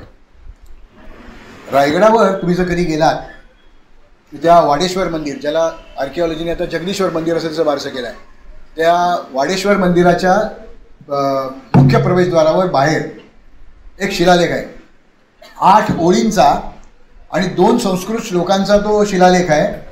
शार्दूल विक्रीड या वृत्तामध्ये तो रचलेला आहे. श्री गणपतयेन महाप्रसादो जगदीश्वरस्य अशी जी सुरुवात आहे, त्याच्यामध्ये मी 2 मिनटं घेणार आहे बरं का या शिलालेखाच्यासाठी. तर त्याच्यामध्ये दुसरी जी ओळ आहे, त्या प्रसादो जगदीश्वरस्य जगता मानदुन्या श्रीमत् छत्रपते शिवस्य नृपते सिंहासने तिष्ठत शाके षट नव बाण भूमी गणना आनंद संवत्सरे. ते म्हणजे काय तुमचं पाठ आहे सांगता आम्हाला काय? नाही, तसं नाही. अत्यंत महत्त्वाचा भाग आहे हा त्या शिलालेखातला. सिंहासने तिष्ठत, शिवाजी महाराज ज्यांचं ज्या वेळेला सिंहासनारोहण झालं राज्याभिषेक हा कार्यक्रम वेगळा, सिंहासनारोहण हा भाग वेगळा. 6 त्यावेळच्या जुलियन कॅलेंडरप्रमाणे 6 जून तर ज्येष्ठ शुद्ध तिथी जी आहे ती त्या दिवशी तो कार्यक्रम झाला. सिंहासने तिष्ठत हे कधी झालं? शाके, शक आणि संवत असे 2 कालगणना आपल्याकडे आहेत. शक आपण नर्मदेच्या दक्षिणेला वापरतो. शके, षट 9, 6 9, बाणभूमी. आता हा संस्कृत भाषेतली गंमत आहे. जे काय ते सरळ सरळ नाही सांगायचं, कोड लँग्वेज. आपण नाही का च तू चला मा चकडे ती चढ तुरफाई मारफाला भेटफेट तूप मला भेट, हे सगळं जे आपण बोलतो ना हे कोड लँग्वेजेस आहेत. असं इंग्लिशमध्ये बोलता येतं की नाही मला माहीत नाही हा. तर हे जे याला कूट असं म्हणतात. तर 6 9 सांगितलं. बाणभूमी, बाण म्हणजे 5 आणि भूमी म्हणजे 1. एक संकेत कोश नावाचं प्रकरण आहे. संस्कृतमध्ये बऱ्याच वेळेला आकडा लिहायची शब्द लिहितात आणि त्या शब्दाला विशिष्ट अर्थ असतो. म्हणजे बाण म्हणजे बाणाशी काही संबंध नाही त्याचा. बाण म्हणजे 5, भूमी म्हणजे 1, म्हणजे 6 9 5 1. पण यातनं कसं काय कळलं तुम्हाला? संस्कृतमधली दुसरी गंमत, अंकानाम वामतो गती, आकडे उलटे वाचायचे. म्हणजे 1596 झालं. शाके, षट 9, बाणभूमी, गणना म्हणजे मोजायची पद्धत. आनंद संवत्सर, प्रत्येक संवत्सराला नाव असतं, आनंद संवत्सर. मग पुढे दुसरं कूट या शिलालेखातलं 4थ्या ओळीत आहे. शुक्लेश सार्पे तिथव. शुक्ल म्हणजे शुद्ध पक्ष, ईश म्हणजे 3, सर्प म्हणजे 1, 3 1 अशी तिथी असतच नाही. अंकानाम वामतो गती 1 3 म्हणजे त्रयोदशी, ज्येष्ठ शुद्ध त्रयोदशी शके 1596 ही तारीख दिली त्यांनी. म्हणजे जर आपल्याला हेनरी ऑक्झंडेंची डायरी मिळाली नसती तर नेमका राज्याभिषेक कधी झाला हे कळलं नसतं. ते तिथे लिहून ठेवलंय, रायगडावरच लिहून ठेवलंय. रायगडावर तो जो निर्माण करता आहे, आता त्यात थोडेसे वाद आहेत. तिथे या शिलालेखातला खालून दुसरी ओळ त्याच्यामध्ये हिराजीना निर्मित असं लिहिलेलं आहे. हिराजी, ही रोजी नाही, ही राजी. त्या वाडेश्वर मंदिराकडे जाताना पायरीवर जो शिलालेख आहे, सेवेचे टाई तत्पर, ही रोजी इटळकर इंदुलकर, काय जे ते एक अक्षर फुटलं आहे त्यामुळे त्याच्याबद्दल थोडे वाद आहेत. मग हा हिराजी आणि तो हिरोजी एक होते का माहीत नाही आपल्याला. आणि या हिरोजी इंदलकरांना त्यांनी जर रायगड बांधला असेल, शिवाजी महाराजांनी 75 साली देहदंडाची शिक्षा दिली आहे, ती अंमलात आली आहे का माहीत नाही मला, पण आहे हे खरं आहे. तर असं या शिलालेखातनं आपल्याला कळतं. काय काय कळलं आपल्याला? की त्यावेळेला तारीख कोणची होती, तारीख म्हणजे दिनांक कोणचा होता, हे कोणी निर्माण केलं ते कळलं. तो दुसऱ्या श्लोकामध्ये म्हणतो, वापी कूप तडाग राज रुचिरम रम्यम मनम वितिकव स्तंभे कुंभिग्रहे नरेंद्र सदने. हे सगळं हा हिराजी मी निर्माण केलं रायगडावर असं म्हणतोय. तर काय काय वास्तू त्यांनी बांधल्या. अहो 350 किल्ल्यातल्या एकाच किल्ल्यावर जर बाजारपेठ असेल तर यांनी उल्लेख केला नसता का? तो हिराजी उल्लेख करतो वापी कूप तडाग. वापी म्हणजे विहिरी, तडाग म्हणजे तलाव, कूप म्हणजे आड. तर पाणवठ्याचे 3 वेगळे वेगळे उल्लेख करतो. आणि जगात कुठल्याच किल्ल्यावर बाजारपेठ नाही. ती जर हिराजीने इथे निर्माण केली असती त्यांनी लिहिलं असतं की नाही, यातली 2 नावं गाळली असती आणि ते शार्दूल विक्रीला देखील बसवता आलं असतं ते. पण त्यांनी बाजारपेठ बांधलेली नाही. बाजारपेठ ही मूर्ख गप्पा आहे. काही असलं बाजारपेठ काही नव्हती, असणंच शक्य नाही. माझं जे तो रायगड किंवा दुर्गेश्वर रायगड किंवा आता नवीन जे पुस्तक येत आहे रायगड समजावून घेताना, त्या सगळ्या पुस्तकात हे दिलेलं आहे की का नाही बाजारपेठ. तर बाजारपेठ नसल्याचा उल्लेख आपल्याला शिलालेखात मिळतो. त्या राणी वसा ज्याला म्हणतात हे थापेबाजी आहे, असलं काही नसतं. महाराजांना 8 राण्या होत्या. सईबाई जरी वारल्या होत्या 57 साली तरी 7 राण्यांना घेऊन ते रायगडावर आले होते. एवढा रायगड बांधला, त्या 7 राण्यांना 6 महाराज कशाला कोंबतील होते? नाही. असो, ते तो भाग खूप वेगळा आहे, केव्हा तरी आपण रायगडावर बोलायला वेळ घेऊया किंवा रायगडावर जाऊन बघूया सगळं. तर शिलालेखातनं इतके बारकावे आपल्याला कळतात. ते संस्कृतमध्ये असतात, मराठीमध्ये असतात. विसापूरच्या किल्ल्यावर ब्राह्मी लिपीतले शिलालेख आहेत. संस्कृत भाषा आणि ब्राह्मी लिपी, काही त्यातले 2 शिलालेख पाली भाषेतले पण आहेत.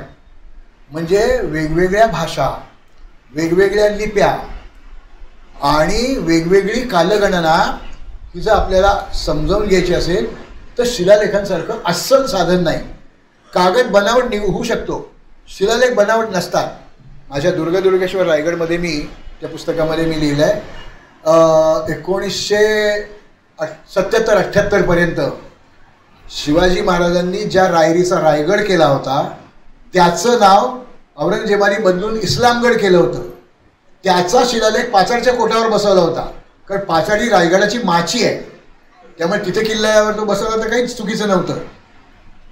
माझ्या त्या पुस्तकामध्ये मी तो शिलालेखात काय म्हटलं आहे ते त्याचं लिप्यंतर दिलं आहे, त्याचा अर्थ काय होतो ते दिलं आहे आणि त्यातनं त्याचा मतितार्थ काय हे पण मी माझ्या त्या पुस्तकात दिलं आहे. तर रायगडचा इस्लामगड झाला होता याचा आणखीन अस्सल पुरावा दुसरा कुठला पाहिजे? त्याच रायगडावर बसवलेल्या शिलालेखातनं आपल्याला हे कळतं. असं या शिलालेखांचं अतिशय महत्त्व आहे आणि ते इतिहासाची अस्सल साधनं मानली जातात. महाराष्ट्रातल्या किल्ल्यांकडे कोणत्याच सरकारचं लक्ष नाही आहे. म्हणजे मी आत्तापर्यंत 5 गड संवर्धन समित्यांचा सभासद आहे, काही झालं नाही. आमच्या पहिल्या मीटिंग्स होतात साधारणपणे जानेवारी-फेब्रुवारीमध्ये, आमची मुदत संपते 1 एप्रिलला. परत पुढची मीटिंग ऑक्टोबर-नोव्हेंबरमध्ये होते. त्यावेळेला आता आम्ही त्याचा सभासद आहे कसं मी आज सांगू नाही शकत. आम्हाला ते जे आयडेंटिटी कार्ड असतं ते फेब्रुवारीत मिळतं, एप्रिलमध्ये परत संपतं. असं म्हणजे अगदी गेल्या 5 मंत्रिमंडळाच्या त्या कमिट्यांवर मी आहे, त्यांना काही कामं करायचीच नाही आहेत, पण ते विधानसभेमध्ये घोषणा करू शकता आम्ही एक कमिटी नेमलेली आहे, त्यांच्याकडे सगळं काम दिलेलं आहे. असो, त्यामुळे शिलालेखांचं काही होणार नाही. पण अशा शिलालेखांचे फोटो काढून त्याचं जर एक पुस्तक करता आलं, जसं पुणे विद्यापीठाने तुळपुळ्यांचं एक पुस्तक छापलं आहे. हे एवढं 1200 पानाचं पुस्तक आहे. देवळातले शिलालेख आणि काही लेण्यातले पण काही शिलालेख आहेत, काही मूर्तींच्यावरचे शिलालेख आहेत. तसं महाराष्ट्रातल्या किल्ल्यांवरचे शिलालेख असे 1000-1200 शिलालेख नक्की निघतील. बारकेसारखे असतील, एखाद्या किल्ल्यावर 2-2 असतील, एखाद्या किल्ल्यावर 1 असेल किंवा अर्धवट सुद्धा असेल. तर अशा किल्ल्यांवरच्या शिलालेखांचं पुस्तक, पण हे असं तर शिलालेखाचा फोटो, त्याचं लिप्यंतर म्हणजे त्याचं पहिल्यांदा ते नॉर्मल लिपीमध्ये आणून त्याचं मराठी म्हणजे देवनागरीमध्ये रूपांतर आणि त्याचा अर्थ, असं जर कोणी केलं तर ते पुस्तक पुढची 100 वर्ष चालेल. गोवेकर आपण एखाद दुसरे असून प्रश्न घेऊया. नमस्कार सर, खूप छान झालं सत्र. मला प्रश्न असा आहे की राजगड जो बांधून घेतला 15व्या वर्षी, तर त्याचे आर्किटेक्ट कोण होते, म्हणजे कोणाकडनं बांधून घेतला त्याची काही आपल्याकडे नोंद आहे का? दुर्दैवाने तशी नोंद नाही आहे, पण त्यावेळेला मोरोपंत पिंगळे त्यांच्या याच्यात येऊन दाखल झाले होते. या जेजुरीजवळ जे लवथळेश्वराचं मंदिर आहे ना, जिथे रामदासांनी शंकराची आपण नेहमी आरती म्हणतो लवथवती विक्राळा, संबंध आरतीत लवथवतीला काही अर्थ नाही आहे. त्या लवथळेश्वराला उद्देशून ती केलेली आरती आहे, म्हणून ती लवथवती विक्राळाची सुरुवात आहे. तर त्यावेळेला मोरोपंत आलेले होते आणि त्यांच्याकडे बहुधा हे असू शकेल, पण कॉन्फिडेंटली सांगता येत नाही. राजगडाच्या जो पाली दरवाजा आहे त्यातला जो 3रा दरवाजा जो आहे त्या दरवाज्यावर एक शिलालेख होता. 1980 साली तो उघडकीस आला. दुर्दैवाने त्याचा एकही फोटो उपलब्ध नाही, त्याचं कोणी वाचन केलेलं नाही, काही नाही. त्यामुळे त्या शिलालेखात नक्की लिहिलेलं असणार आहे, नाही तर घालवलं आपण. आणि दुसरं असं की रामदास स्वामी आणि शिवाजी महाराज यांची भेट झाली होती. अवघड प्रसंग आहे. भेट झाली किंवा नाही झाली याला महत्व कमी आहे. तुझा तू वाढवी राजा शीघ्र आम्हासी देखता, हे त्या रामवरदायिनीला श्रेष्ठांचा नवस पूर्ण करण्यासाठी रामदास स्वामी कवन करतात. आनंदवन भुवनी हे काव्य शिवाजी महाराजांच्या राजाभिषेकानंतर ते करतात.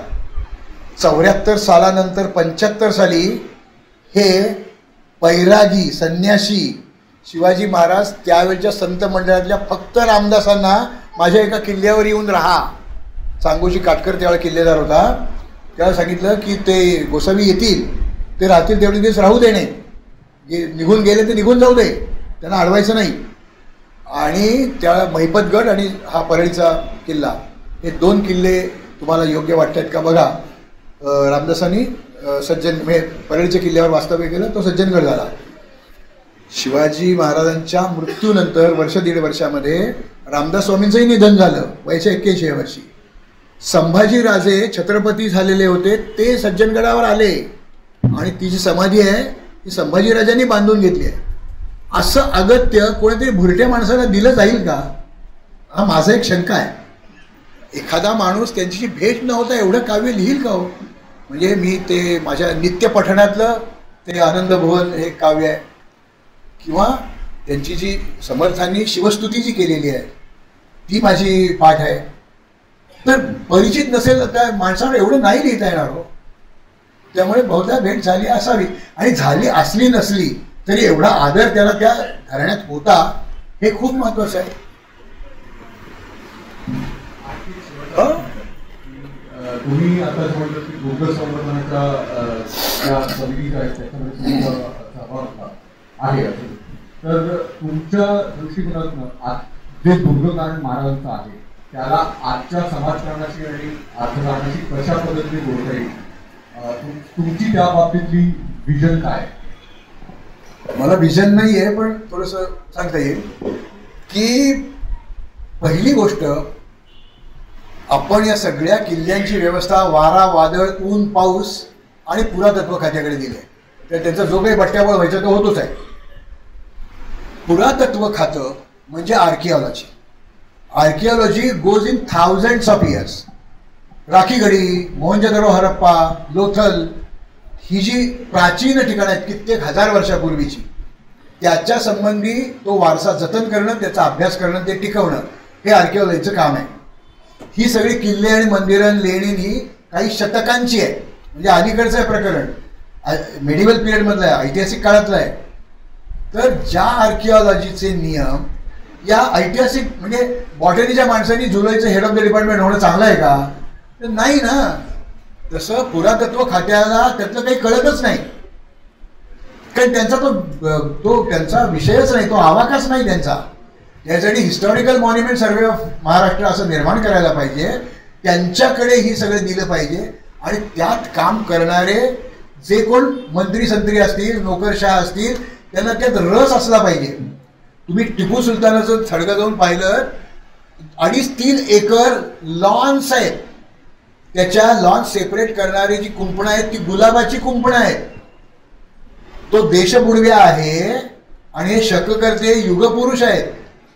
त्यांचं स्मारक बघितल्यावर वाटतं का हे शककर्त्याचं स्मारक आहे? महाराष्ट्रातल्या एकही मंत्र्याला आणि एकही आर्किओलॉजीच्या प्रमुखाला लाज नाही का वाटत की हे इतक्या घाणेरड्या अवस्थेत आपण ठेवू शकतो आणि ती माणसं वर्षानुवर्ष राहू शकतात त्या पदांवर? 61 साली गोवा भारतात विलीन झाला. तिथल्या सरकारने, भाऊसाहेब बांदोडकर ते सरकारी ते मुख्यमंत्री होते, त्यांनी केंद्र सरकारकडनं कोट्यावधी रुपये मिळवले आणि तिथली सगळी आर्किओलॉजिकल मॉन्युमेंट्स नटवून ठेवली. गोवा महाराष्ट्राचाच भाग आहे, त्यांना जमलं आणि आम्हाला नाही जमत. ही लांछनास्पद गोष्ट आहे. त्यांच्यातनं काही होणार नाही, कारण त्यांचा तो विषयाचा आवाकाच नाही आहे. हिस्टॉरिकल मॉन्युमेंटसाठी वेगळी यंत्रणा असायला हवी, असं माझं मत आहे. आणि सुधाकरराव नाईकांच्या मंत्रिमंडळापासून मी त्या दुर्ग संवर्धन समितीमध्ये आहे, त्या म्हणजे त्या वेळेच्या. तर काही नाही होणार. आणि यांनी आत्ता जे दुर्ग सुधारणा केल्यात ना, त्या कुठल्या किल्ल्यांच्या केल्या? नळदुर्ग, औसा, परंडा, धारूर, खर्डा, उदगीर. म्हणजे मला ते किल्ल्यांबद्दल विश्वास नाही आहे. आमच्या महाराजांचा संबंध आला होता का तिथे? नाही आला. तोरणा, राजगड, सिंहगड, पुरंदर, शिवनेरीचा आलाय. का नाही विकास केला? मी आता ही अंदर की बात सांगतो. त्या किल्ल्यावर ते सगळं सिमेंट आणि चुना आणि ते विटान वाळू वर चढवणं फार कॉस्टली पडतं. सिमेंटच्या पोत्यापेक्षा ती डोक्यावर वाहून नेण्याचीच खर्च जास्त होतात. हे भुईकोट किल्ले आहेत, त्याच्यापर्यंत ट्रक जातो. हो, ट्रक उलटा करायचं, बांधून टाकायचं. अरे याच्यासाठी तुमची समिती आहे का ही, आर्किओलॉजीनी नेमली आहे का? मी विरोध केला त्या मीटिंगमध्ये की हे नाही चालायचं. आम्ही तुम्हाला जे बघतोय ते आमच्या शिवाजी महाराजांचे किल्ले, जिथे आमचा प्राण अडकलाय, आमचं रक्त सांडलेलं आहे, तिथे तुम्ही काहीच करत नाही, अवघड आहे. अरे हे नाही चालायचं, काही होणार नाही त्याच्याकडे. हॅलो, किल्ल्याशी संबंधित माझा एक प्रश्न आहे. मी हल्लीच सागरी दुर्गभ्रमण करून आलो. काही न असता 15-16 किल्ले बघून आलो. तर मला एक जंजिरा किल्ल्याबद्दलचा एक प्रश्न विचारायचा आहे. जंजिरा जेव्हा मी पाहायला गेलो तेव्हा मला बोटीतनं घेऊन जाणारे मुस्लिम गाईड होते. त्यांनी जे सांगितलं की सिद्धी 11व्या शतकात जो आला होता त्यांनी तो किल्ला बांधला, 1511 मध्ये बांधला आणि 30 जानेवारी 1948ला तो भारतात आला. हो. आणि आतमध्ये गेलो असताना सोलापूरहून एक सहलीची मुलं आली होती आणि तिथले त्यांचे सर, इतिहासाचे सर, मराठी सर, जो इतिहास सांगत होते त्यांचं सांगणं थोडंसं वेगळं होतं.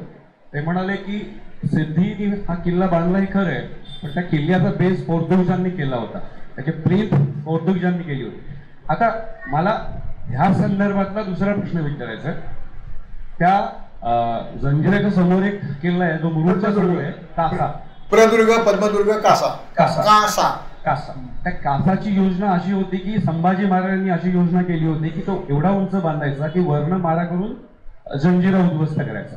तर ह्याबद्दल थोडासा खुलासा कराल किंवा काही माहिती असेल. पद्मदुर्ग हा शिवाजी महाराजांनी बांधलेला किल्ला आहे, पहिली गोष्ट. म्हणजे पद्मदुर्ग, प्रदुर्ग, कासा तो एकच किल्ला. तर त्या किल्ल्याच्या बांधणीचा जो माझ्या ते दुर्गविज्ञानमध्ये मी लिहिलं आहे, समुद्रातल्या किल्ल्यांचा शत्रू कोण? समुद्र. 24/7 त्या लाटा आपल्यातच असतात. या पद्मदुर्गाच्या ज्या भिंती आज उपलब्ध आहेत, ज्या पडलेल्या आहेत, ते वॉलकॉट आणि दोनजे जे स्मगलर होते त्यांनी पाडलेले आहेत. तर ते सोडून द्या आपण. हे जे उभ्या भिंती आहेत त्या लाटा आपटून हे दगड 3-3 इंच 7-8 सेंटीमीटर आत झिजत गेलेले आहेत. वरचा, खालचा, शेजारचा, इकडचा, त्या दरजा ज्या भरलेल्या आहेत त्या मूळच्या पातळीतच आहेत. म्हणजे दगडापेक्षा भक्कम चुना निर्माण करण्याचं तंत्रज्ञान, टेक्नॉलॉजी महाराजांच्या स्थपतींकडे होती. हे आम्ही लोकांपुढे आणलं पाहिजे. असं अन्य किल्ल्यांवर दिसत नाही, पद्मदुर्गावर दिसतं आपल्याला बघायला. त्याची जी काय विदुळवाट झाली ती वेगळ्या कारणाने झाली.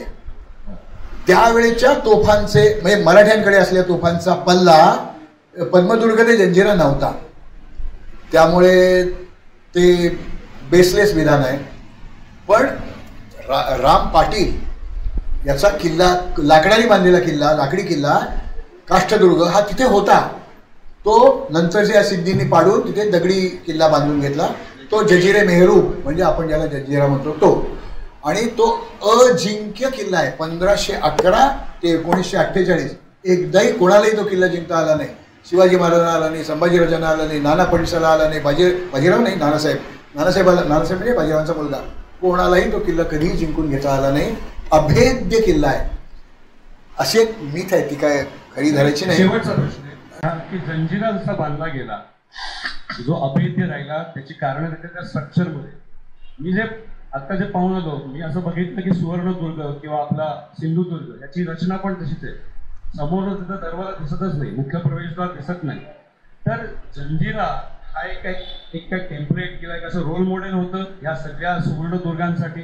जंजिराचा अभ्यास महाराजांनी, दिलोजी इंदोरकर किंवा तत्सम जे कोणी ज्यांनी सिंधुदुर्ग बांधला किंवा सुवर्णदुर्ग बांधला ह्यांना करायला सांगितलं, त्याचे काही तपशील आहेत? काय आहे, दुर्दैवाने आपल्याकडे अस्सल साधनं शिल्लक नाही आहेत. राजगड आणि रायगड या त्यांच्या 2 राजधान्या. पण पुण्यामध्ये ते 2-2.5 वर्षच फक्त राहिले होते लाल महालामध्ये. नंतर त्यांच्या ताब्यात पण पुणे नव्हतं. पण रायगड हा 2दा जळाला. 3 नोव्हेंबर 1689 त्या दिवशी इतिकत खानाने रायगड ताब्यात घेतला. भरपूर जाळपोळ केली, जे काय लुटायचं ते लुटून घेऊन गेले. 10 मे 1818 प्रॉथरने हा किल्ला ताब्यात घेतला. त्याला त्यांनी जो तोफांचा भडीमार केला त्याचं वर्णन मी त्या ब्लॅकर्स मेमोर्स नावाच्या पुस्तकामध्ये उपलब्ध आहे.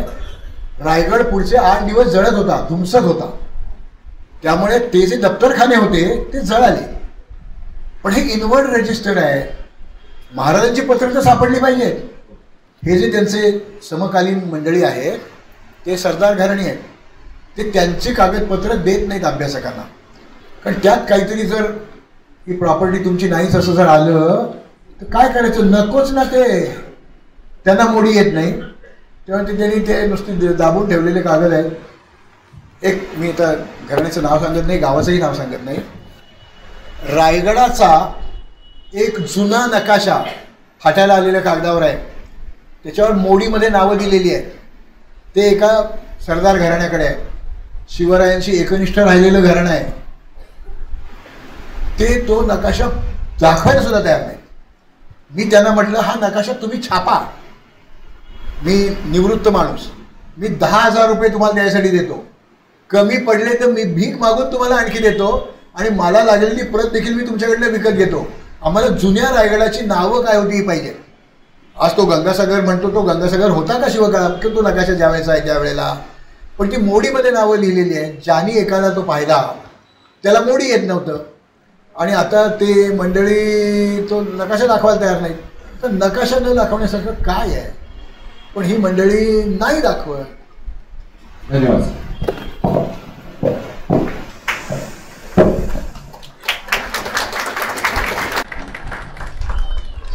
सर, ट्रेकरच्या मनातला प्रश्न आहे.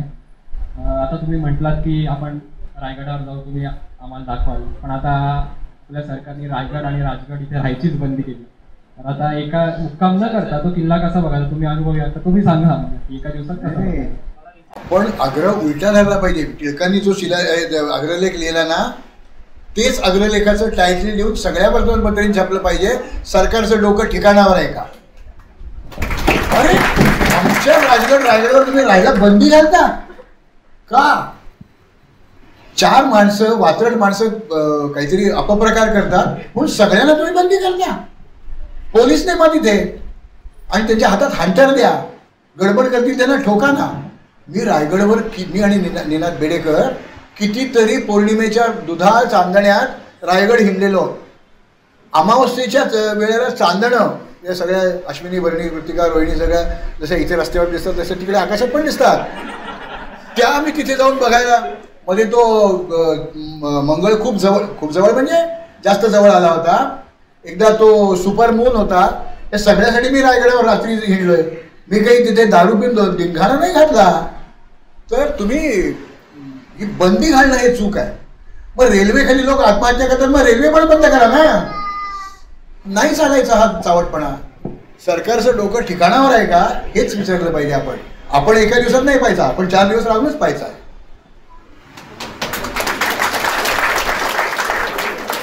नमस्कार सर, एक छोटासा किस्सा सांगतो, प्रश्नाकडे येतो. तुमची व्याख्यान ऐकण्याचा मला जास्त फायदा काय होतो, ज्ञान तर मिळतं, पण पुस्तकांची नावं कळतात जास्त. बरीचशी अननोन पुस्तकं माहीतच नाही कोणाला. त्यातलं एक पुस्तक मला आवडलेलं, ते म्हणजे अजून वाचतं नाही, जस्ट घेतले ते खोबरेकरांचं British Shivaji memorial under British खोबरेकरांचं. आणि ते आपल्या आर्काइव्हने प्रकाशित केलं आहे. नशिबाने मला ते कल्याणच्या वाचनामध्ये मिळालं. ₹4.55 किंमत आहे. खपत नाही पुस्तक ते. शिवाजी मेमोरियलचं ब्रिटिश ॲटिट्यूड, उत्कृष्ट नकाशे आणि उत्कृष्ट फोटो आहेत त्याच्यामध्ये. अप्रतिम पुस्तक आहे. माझा प्रश्न त्याच रिलेटेड आहे. आता जे शिवाजी महाराजांचं जे आता समाधी आहे जी, आता लहानपणी आम्हाला काय कळायचं नाही, ते वाटत झालं हे तेव्हाच आहे. पण दुर्दैवाने नंतर कळालं की ऍक्च्युअली त्याच्यावरती काम झालेलं आहे. खरं सांगू तेव्हा वाईट वाटलं होतं, कारण मला वाटतं की ही छान त्यावेळेची समाधी आहे.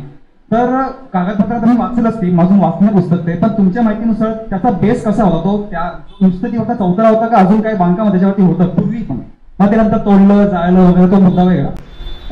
शिवाजी महाराजांचा मृत्यू अचानक झाला. ते म्हणजे मार्चमध्ये राजारामाचं लग्न जानकीबाईशी झालं, म्हणजे प्रतापराव गुजराची मुलगी त्यांच्याशी लग्न झालं, आणि महाराजांना नंतर जो त्रास झाला त्यात ते दुर्दैवाने गेले. तर त्यामुळे अशा जसे या सगळ्या सुलतानांची थडगी बांधलेली आहे तसं असं क्रियाकर्म कुठे करायचं ठरलेलं नव्हतं. आपल्याकडे क्रियाकर्म करायचं असेल तर शिवमंदिर लागतं आणि शेजारी वाहतं पाणी नसेल तर साठलेलं पाणी पाहिजे. अशी जागा त्या वाडेश्वर मंदिराच्या दारात आहे. आणि तो जो एंट्रन्स आहे तो गडाचा त्या देवळाचा मुख्य प्रवेशद्वार आहे. आपण सध्या बॅकडोर एंट्रीने आत जातो.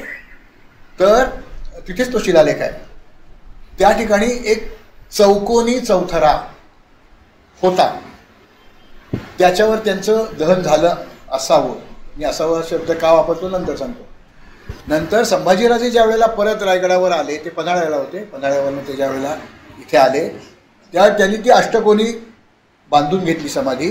कारण त्या वाघ्या कुत्र्याच्या बाजूचा जो समाधीचा भाग आहे तळातला तो ढासळलेला मी पाहिलेला आहे. त्यावेळेला तो खालचा चौथरा दिसत होता.